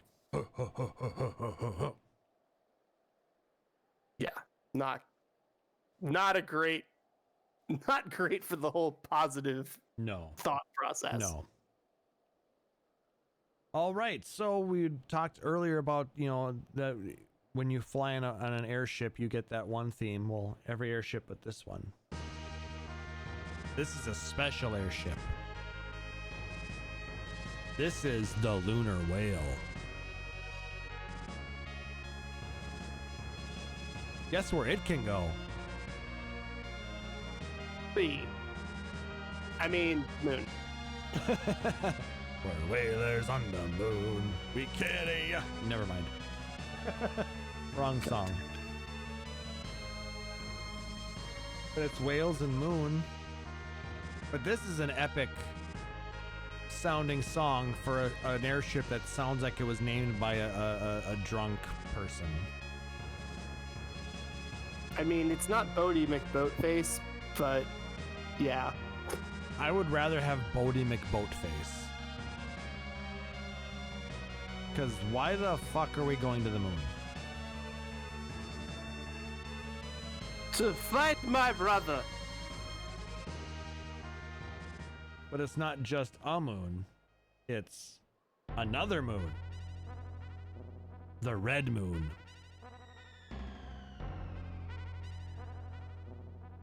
That's what the notes say, okay? Give me a break. No, The song is called Another Moon. which is why you've heard it referenced a couple times tonight. There was an album version, piano version of a lot of these songs called Celtic Moon. Moon, lights, transition, self-reflection, a lot of that kind of stuff is a lot of the theming of 4. A lot of the kanji for some of the old art from the early 90s all reference that as well.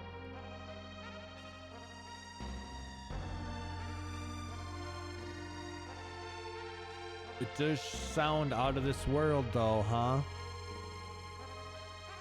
High pitch, like this part. Yeah. That's where it's a note and a sound style that we don't usually use for anything else. So it gives it that unique biting tone of this is what this is supposed to sound like in space on a whale near the moon. A space whale. I guess. Yes, I guess. And Theory of Bell, welcome. I'm glad you were able to make it to the show. Theory of Bell is the streamer that I was talking with you guys about previously. Found them on this Twitch streamer site that I'm a member of on Facebook, and they are another Final Fantasy XIV streamer. So Sweet. Are they on Hyperion? No, they're over on the Aether data center.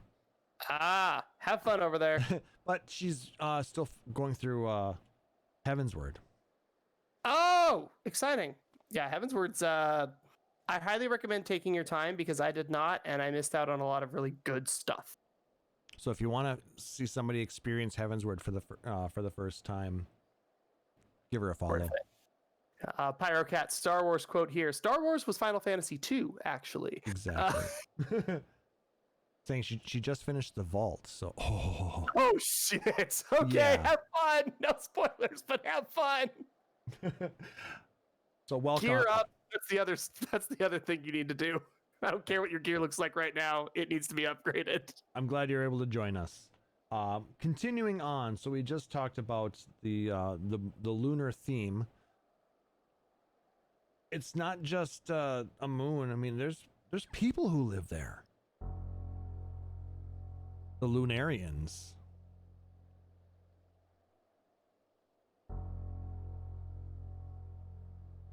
Now, if this isn't an epic sounding piece of music, I don't know what is.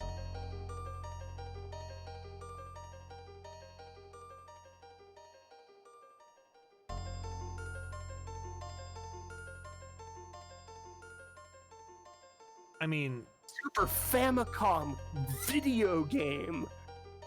Music was not, especially video game music, even in 93, 94 when this came out. yeah, 26 years ago. Yeah, was not considered this art form that it is now. There aren't multiple concerts that we can have whole episode discussions about.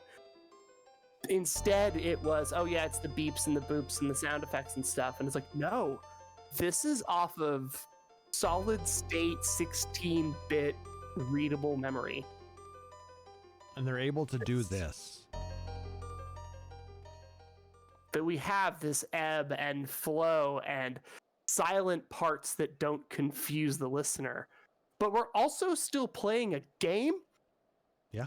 That's incredible. Right? It's so cool. It's insane. All right, so we were referencing this giant before. Now we found it. And then we go in. And the Giant of Babel is one hell of a dungeon. Yes, within the giant is actually, I believe this was the last song that I played on Dissidia Arcade in Akihabara this year. This plays when walking around inside the Giant of Babel and the final floors of the lunar subterrane. And as you said, it is a bonus song in Dissidia 012 and Theatrhythm. I mean, it's that. Theater Rhythm is what I meant, because they're shutting down Theater Rhythm Arcade. But yeah, I was. Within the Giant is one of the dungeon themes that reminds you, by the way, this dungeon is going to take a while. Be sure to bring a snack in real life, because it's going to be a while. I mean, this is definitely an amazing sound for the final dungeon. When you know you have to go hard, you go as hard as you can. And you want your music to match it. Yep. I think they did a pretty good job of making their music match how hard they wanted to go. Hey, Taliz, Nick Nar thinks you're a snack. Ooh. DM me. My.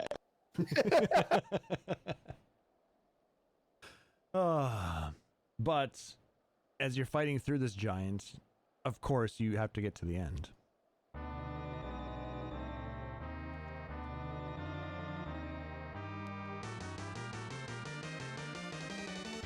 And you have to have an epic battle theme when you're fighting against Zeramus. Yeah. Every FFTCG card of Zeramus is always just like, fuck the game up. And your turn's over now. Like, every single one is just like, Restart the game. paragraph of text. It's great. Discard all the cards in your hand and restart.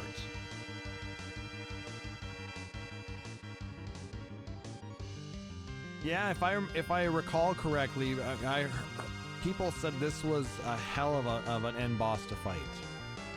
Yes. I mean, there's multiple versions of this boss you're fighting as well. I mean, it's not like Chaos where you're fighting Chaos, and I mean, who was a nasty fight, but it's just Chaos.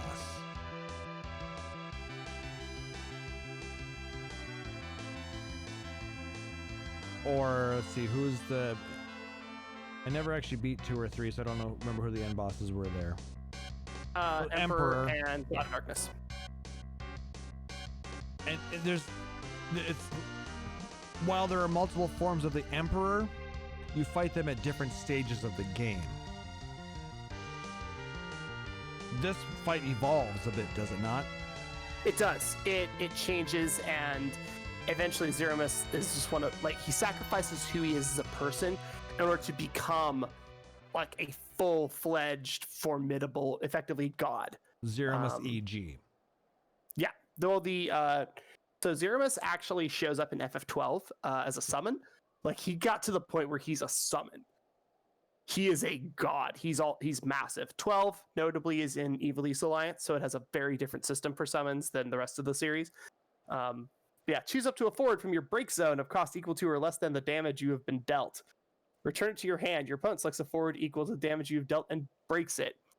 I get something way too powerful and you kill anything on your board. I get to pick both cards. And it casts for free. Zeramus is a beast every time it shows up. Ugh, I don't want to fight it though. Not right now. Well, don't. Well, let's just say we already beat it then. Okay, good. So we beat it. And then we get the epilogue. The credits. And now we get 11 minutes of respite. basically 11 minutes and 37 seconds. And this is not one of those like, and here's the music that plays for 2 minutes while you get a handful of text screens congratulating you, and then you watch credit roll. There's like a solid 10 more minutes of gameplay of you talking to Sid again, of you talking to Rosa again outside of your party, of you talking to Rydia honestly and truly as no longer a warrior. Like, it's as you talk to Kane, Edge. Like, you have to really bring yourself out of your armor, literally and figuratively, to end this story. Well, damn.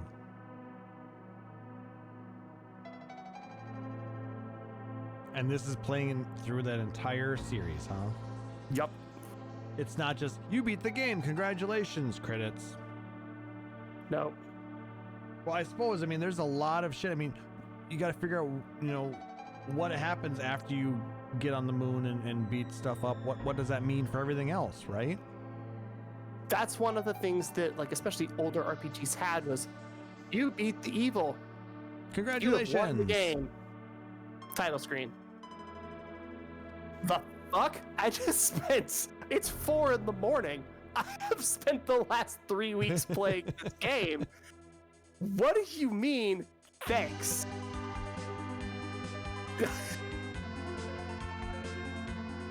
At least also, give us this something. song cuts into some of the older tracks and brings those pieces into to kind of remind you of you hear the story again.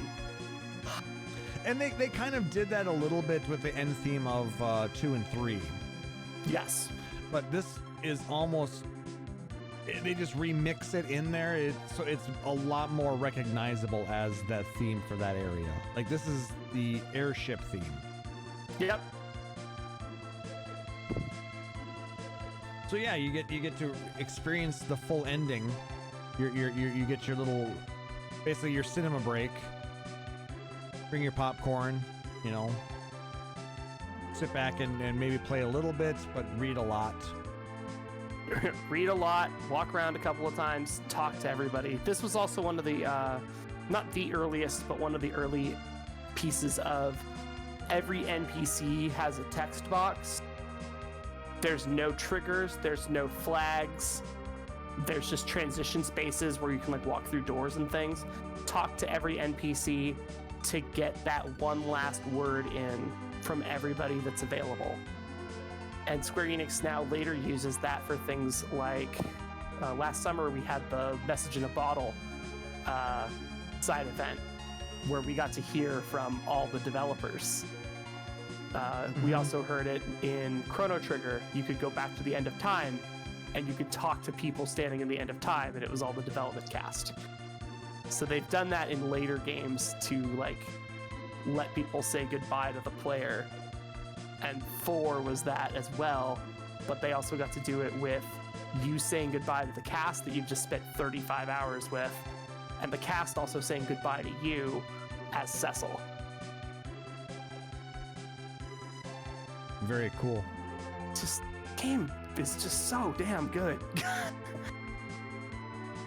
Now, when they remade the game for DS, they included 8 additional tracks. Like we were saying, those went to a lot of the different cutscenes with some of the different bosses. So if you've played the DS version and there's like, hey, I'm missing this song, that's why. Yeah. It doesn't actually exist on the original Super Famicom or, you know, Final Fantasy II for SNES. So. And if you have a copy of Final Fantasy II for SNES and you want to hang on to it, make sure that you treat it very good, because that sticker will eventually sun fade. If you have a copy of it on Super Famicom and you would like to take yourself and a date out to dinner once restaurants are open again instead of owning it, you can find me on Twitter at @SalsMarvelous, and I would be happy to take it off your hands. For an exorbitant amount of money. I bought a copy of it for like $30, sold it for $100. I bought a copy of it in Japan a couple years ago for 800 yen. No box, no instructions, torn sticker. $80? For 80 for like 80 yen. Like I thought you said 800 yen. You said 800 yen. 800 yen is $8. Oh, yeah. $8. Sorry, 8. Yeah, $8. And I brought it back, and I literally I took it to I sold it to a reseller who goes to shows and stuff. I said, how much could you flip this for? He's like, that's easily $100. And I'm like, will you buy it off me for 70? And he goes, yeah, absolutely. Damn. I made $62 for throwing it in a bag. Like, it's a very highly sought after game. It's a very, very good game. It's not exactly easy to just fly over to Japan. No, and like, you know, if I mapped it out, I probably still lost money, but like, it was fine. I mean, if that's all you were doing, I mean, you would have had to search high and low to find enough copies of the game to actually make it worthwhile.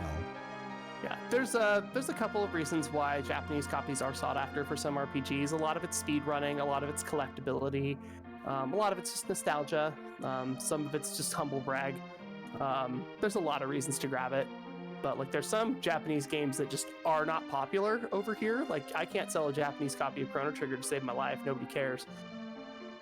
People want the English version, so. Fair enough. Yeah.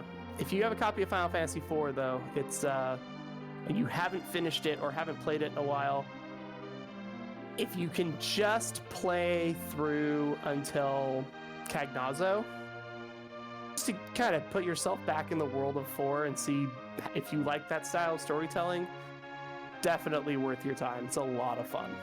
Oh, it was a good game. I enjoyed it. Just trying to remember why I stopped playing it for a while. I think got busy on Thursdays or something.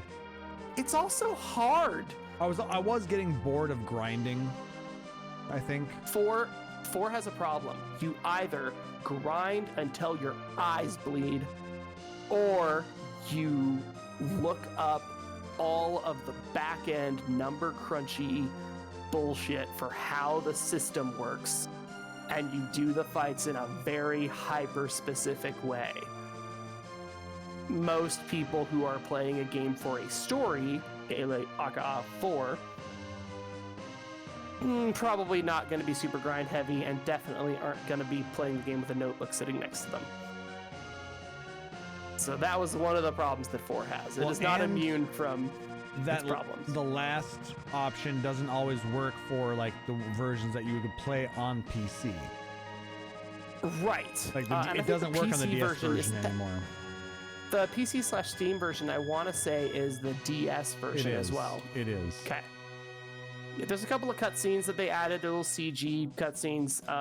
I will say they are some of them are very good, and most of them are just kind of in the way. But another cool thing about this soundtrack is there was actually liner notes. Uematsu wrote down some liner notes in this, and they translated it on the fandom site that I pulled this from.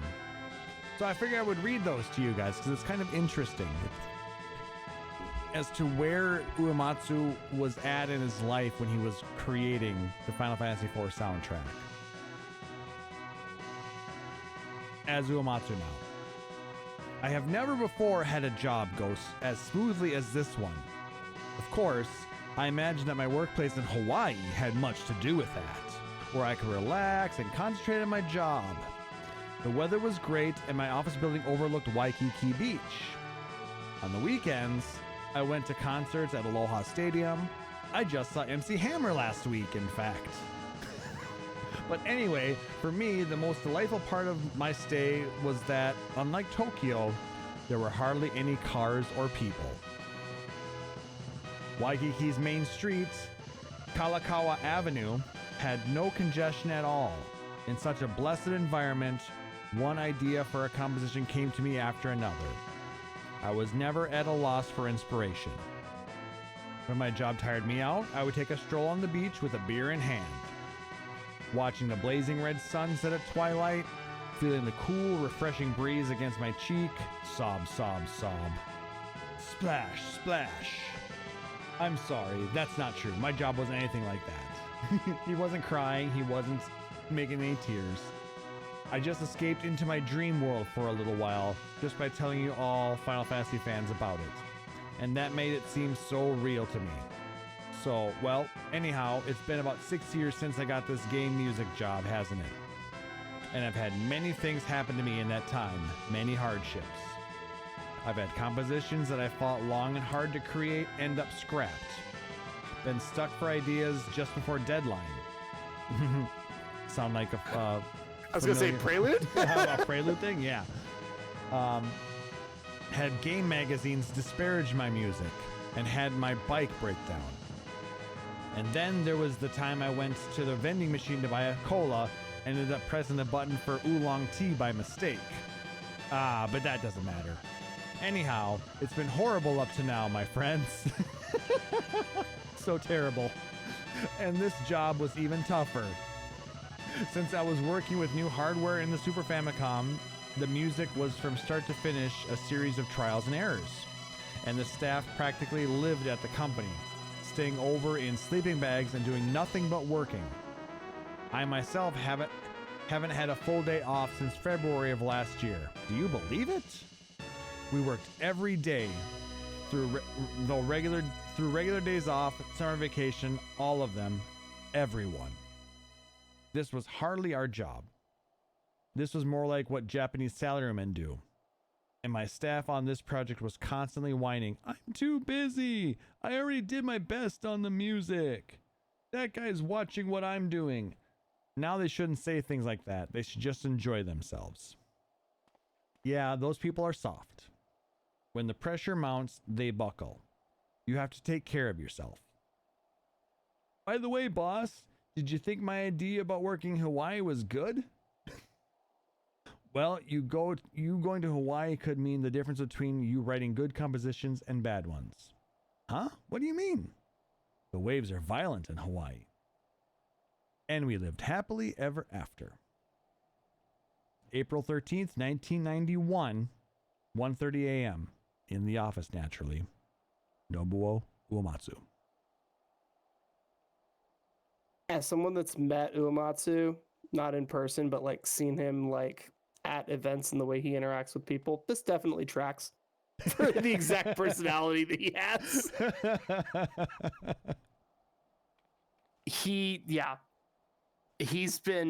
He works his butt off and he knows that it's really hard, but he also sees the results and he's very happy with those results. So this sounds about right. So that, friends, was Final Fantasy IV. I hope you guys enjoyed that. Again, the first of the 3 Super Famicom games. The second game that we got in the US. A lot of fun. It is a lot of fun. I love this game to pieces. And thank you so much for that resub, Nick Nar. We greatly appreciate that. You know, just for that, I'm going to give you one of these.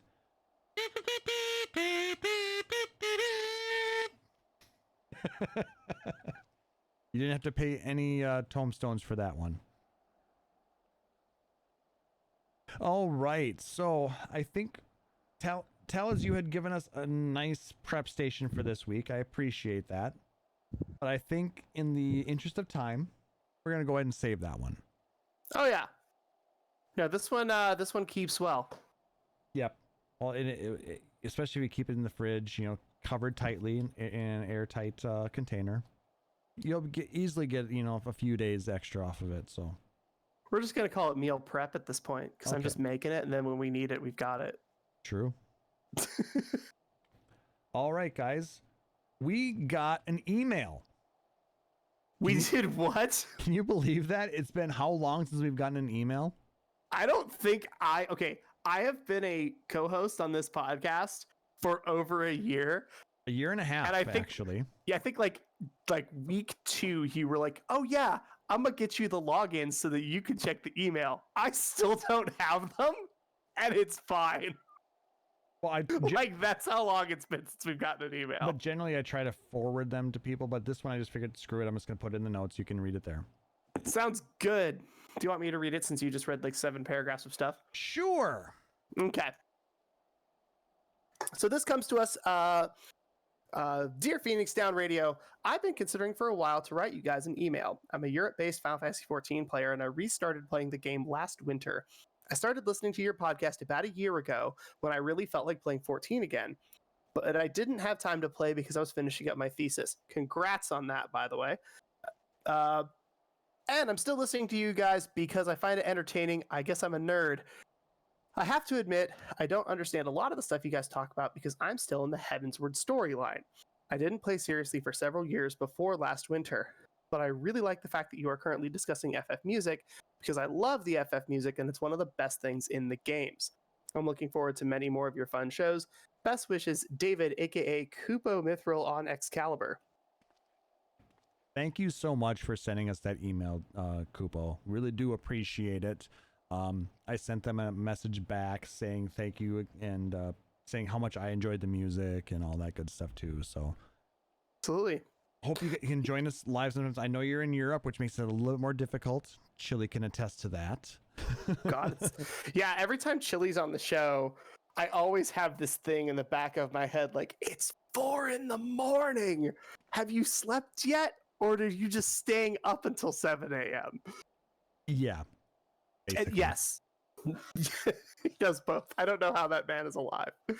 But no, I really liked getting an email that we could read to you guys. If you want to email us, you can do so. podcast@phoenixdownradio.com. You can also hit us up on Twitter @PHXDNRadio, all that good stuff. So we are available. It would be really cool to hear from you. We'd love to hear what you guys have to say. And with that, We love interacting with you guys. So if you want to send us stuff, or join us in chat, or send us emails, or tweet at us, absolutely do that, because we do respond to them. You can also find us on our Discord. If you're not part of our Discord, you definitely should be. We talk about all kinds of good stuff. you did the same thing. I did. You beat me by like a split second. Curse you! Nailed it. Yep. Well, then I think that's going to go ahead and do it for this episode, guys. If you liked what you heard, please make sure to like, subscribe, or follow us out on Apple Podcasts, Google Podcasts, Spotify, Stitcher, or whatever your preferred podcatcher is. And if possible, leave us a rating or review. It helps other people to find our show and lets us know what you guys think. I mean, we really do want to hear about what your thoughts are. So, those are definitely ways that help us know how we're doing, as well as help other people find us. And if you really dig the show, you could consider subscribing here at twitch.tv/PhoenixDownRadio. Or you can become a patron like our amazing benevolent overlord, Aurori Fenrir. You can find us at patreon.com/PhoenixDownRadio. And if you have as low as $1 a month, you can help to support everything that we do here. All proceeds we get go towards growing the show, covering things like hosting costs, which I actually just updated last week, I believe. So we're good for another 3 years on hosting. Yay. Hey, that's good. And allows us to do some fun things like some giveaways. Like, we are very, very close to 1,000 followers here at Twitch. When we hit that mark, we probably gonna do a really cool, fun giveaway. I mean, we're also not very far off of our 5-year anniversary. So look forward to... Wait, seriously? Seriously. September is going to be our 5-year anniversary. Oh, God. All right. Right? I remember year 1. It doesn't feel like it was that long ago. 2015. September 5th. I started listening right as you guys were getting started. So I remember year 1. That's crazy. Yeah. Any kind of support, whether it's likes, retweets, emails, follows, whatever, it's all greatly appreciated. As Taliz said earlier, we love interacting with you guys. And just to reiterate, if you want to catch all of our back episodes, you can go to our website, phoenixdownradio.com. Shoot us those emails, podcast@phoenixdownradio.com. Or you can check out the VODs of all of our episodes at youtube.com/phoenixdownradio. Do you have any shout outs, Mr. Taliz? I do. Shout outs to Pyrocats1 for joining us on the stream tonight and trolling me in the chat and allowing me to pick on her a little bit. Shout outs to Theory of Bell for joining us. Welcome to 14. Welcome to Heaven's Word. Have fun. It's good stuff out there. Shout outs to Bandit Maelstrom, who loves to craft random things for random people and has been watching me level up jobs I haven't touched in 4 years and has been making me gear randomly. I had the warrior dot cross-classed onto Lancer in my bar. Oh, I probably have something similar on some of my jobs too, so don't feel bad. It was pretty bad. I've got some pretty old stuff. But thank you guys for everything. If I mentioned it a couple times earlier in the show, but if you wanted to message me about food-related prep for food in Eorzea or anything car-related, you can find me on Twitter at TalizMarvelous. It's TALIZ Marvelous. You will see a lot of pictures of driving and traveling. Don't worry, I still have a permanent address sometimes. All right. I want to throw a shout out to Sayer. I hope you are doing well. If you want to wish him well, you can tweet at him at FFXIVSEYRR. I encourage you all to do that. Send him your best thoughts. Also, some spicy memes might be nice. He actually would be down for that. I'm sure he would laugh at that. Shout out again to Theoria Bell. It was I hung out in her stream the other night, and when I mentioned that we do a podcast, she's like, "What?" And I'm just happy that she ended up stopping by for a while, so I greatly appreciate that. Shout out to everybody joining us here live at twitch.tv/PhoenixDownRadio, and everybody listening out on the podcast. Really do appreciate your guys' support. You know, as we get closer to our 5-year anniversary of doing this shit show. I'm so happy that you guys have been following us through that time, and look forward to continuing to do it for a very long time. If you want to follow me out on Twitter, I am at PHXDN_KLAUSS. I've been getting a little bit more, I don't know if you want to call it political or whatever, with everything going on. I just want the world to get to a better place. It's not political. It's human. Yeah. Sorry, I will throw that glove down. You're right. You're right. I mean, some people might like classify it as political, but you know, those people are just, I don't know. It is what it is, but I might say some things you might not quite agree with, but I'm also, you know, I'm not going to lie about what I believe and what's going on in this world, and that we need to come together and we need to help one another. We need to get through this together.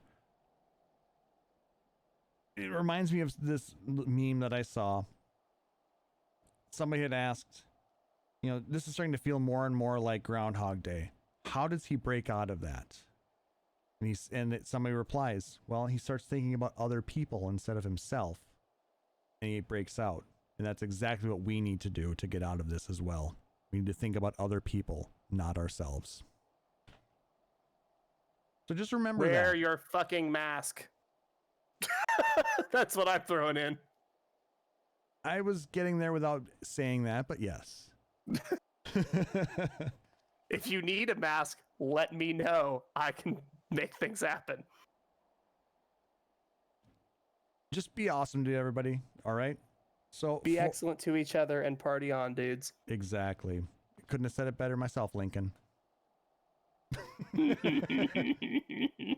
For my co-host, Sarah Timono, who couldn't be here tonight. For my friend, Taliz Marvelous, I am Klaus Nightbringer, wishing everybody a wonderful evening. Thank you so much for joining us. Take care.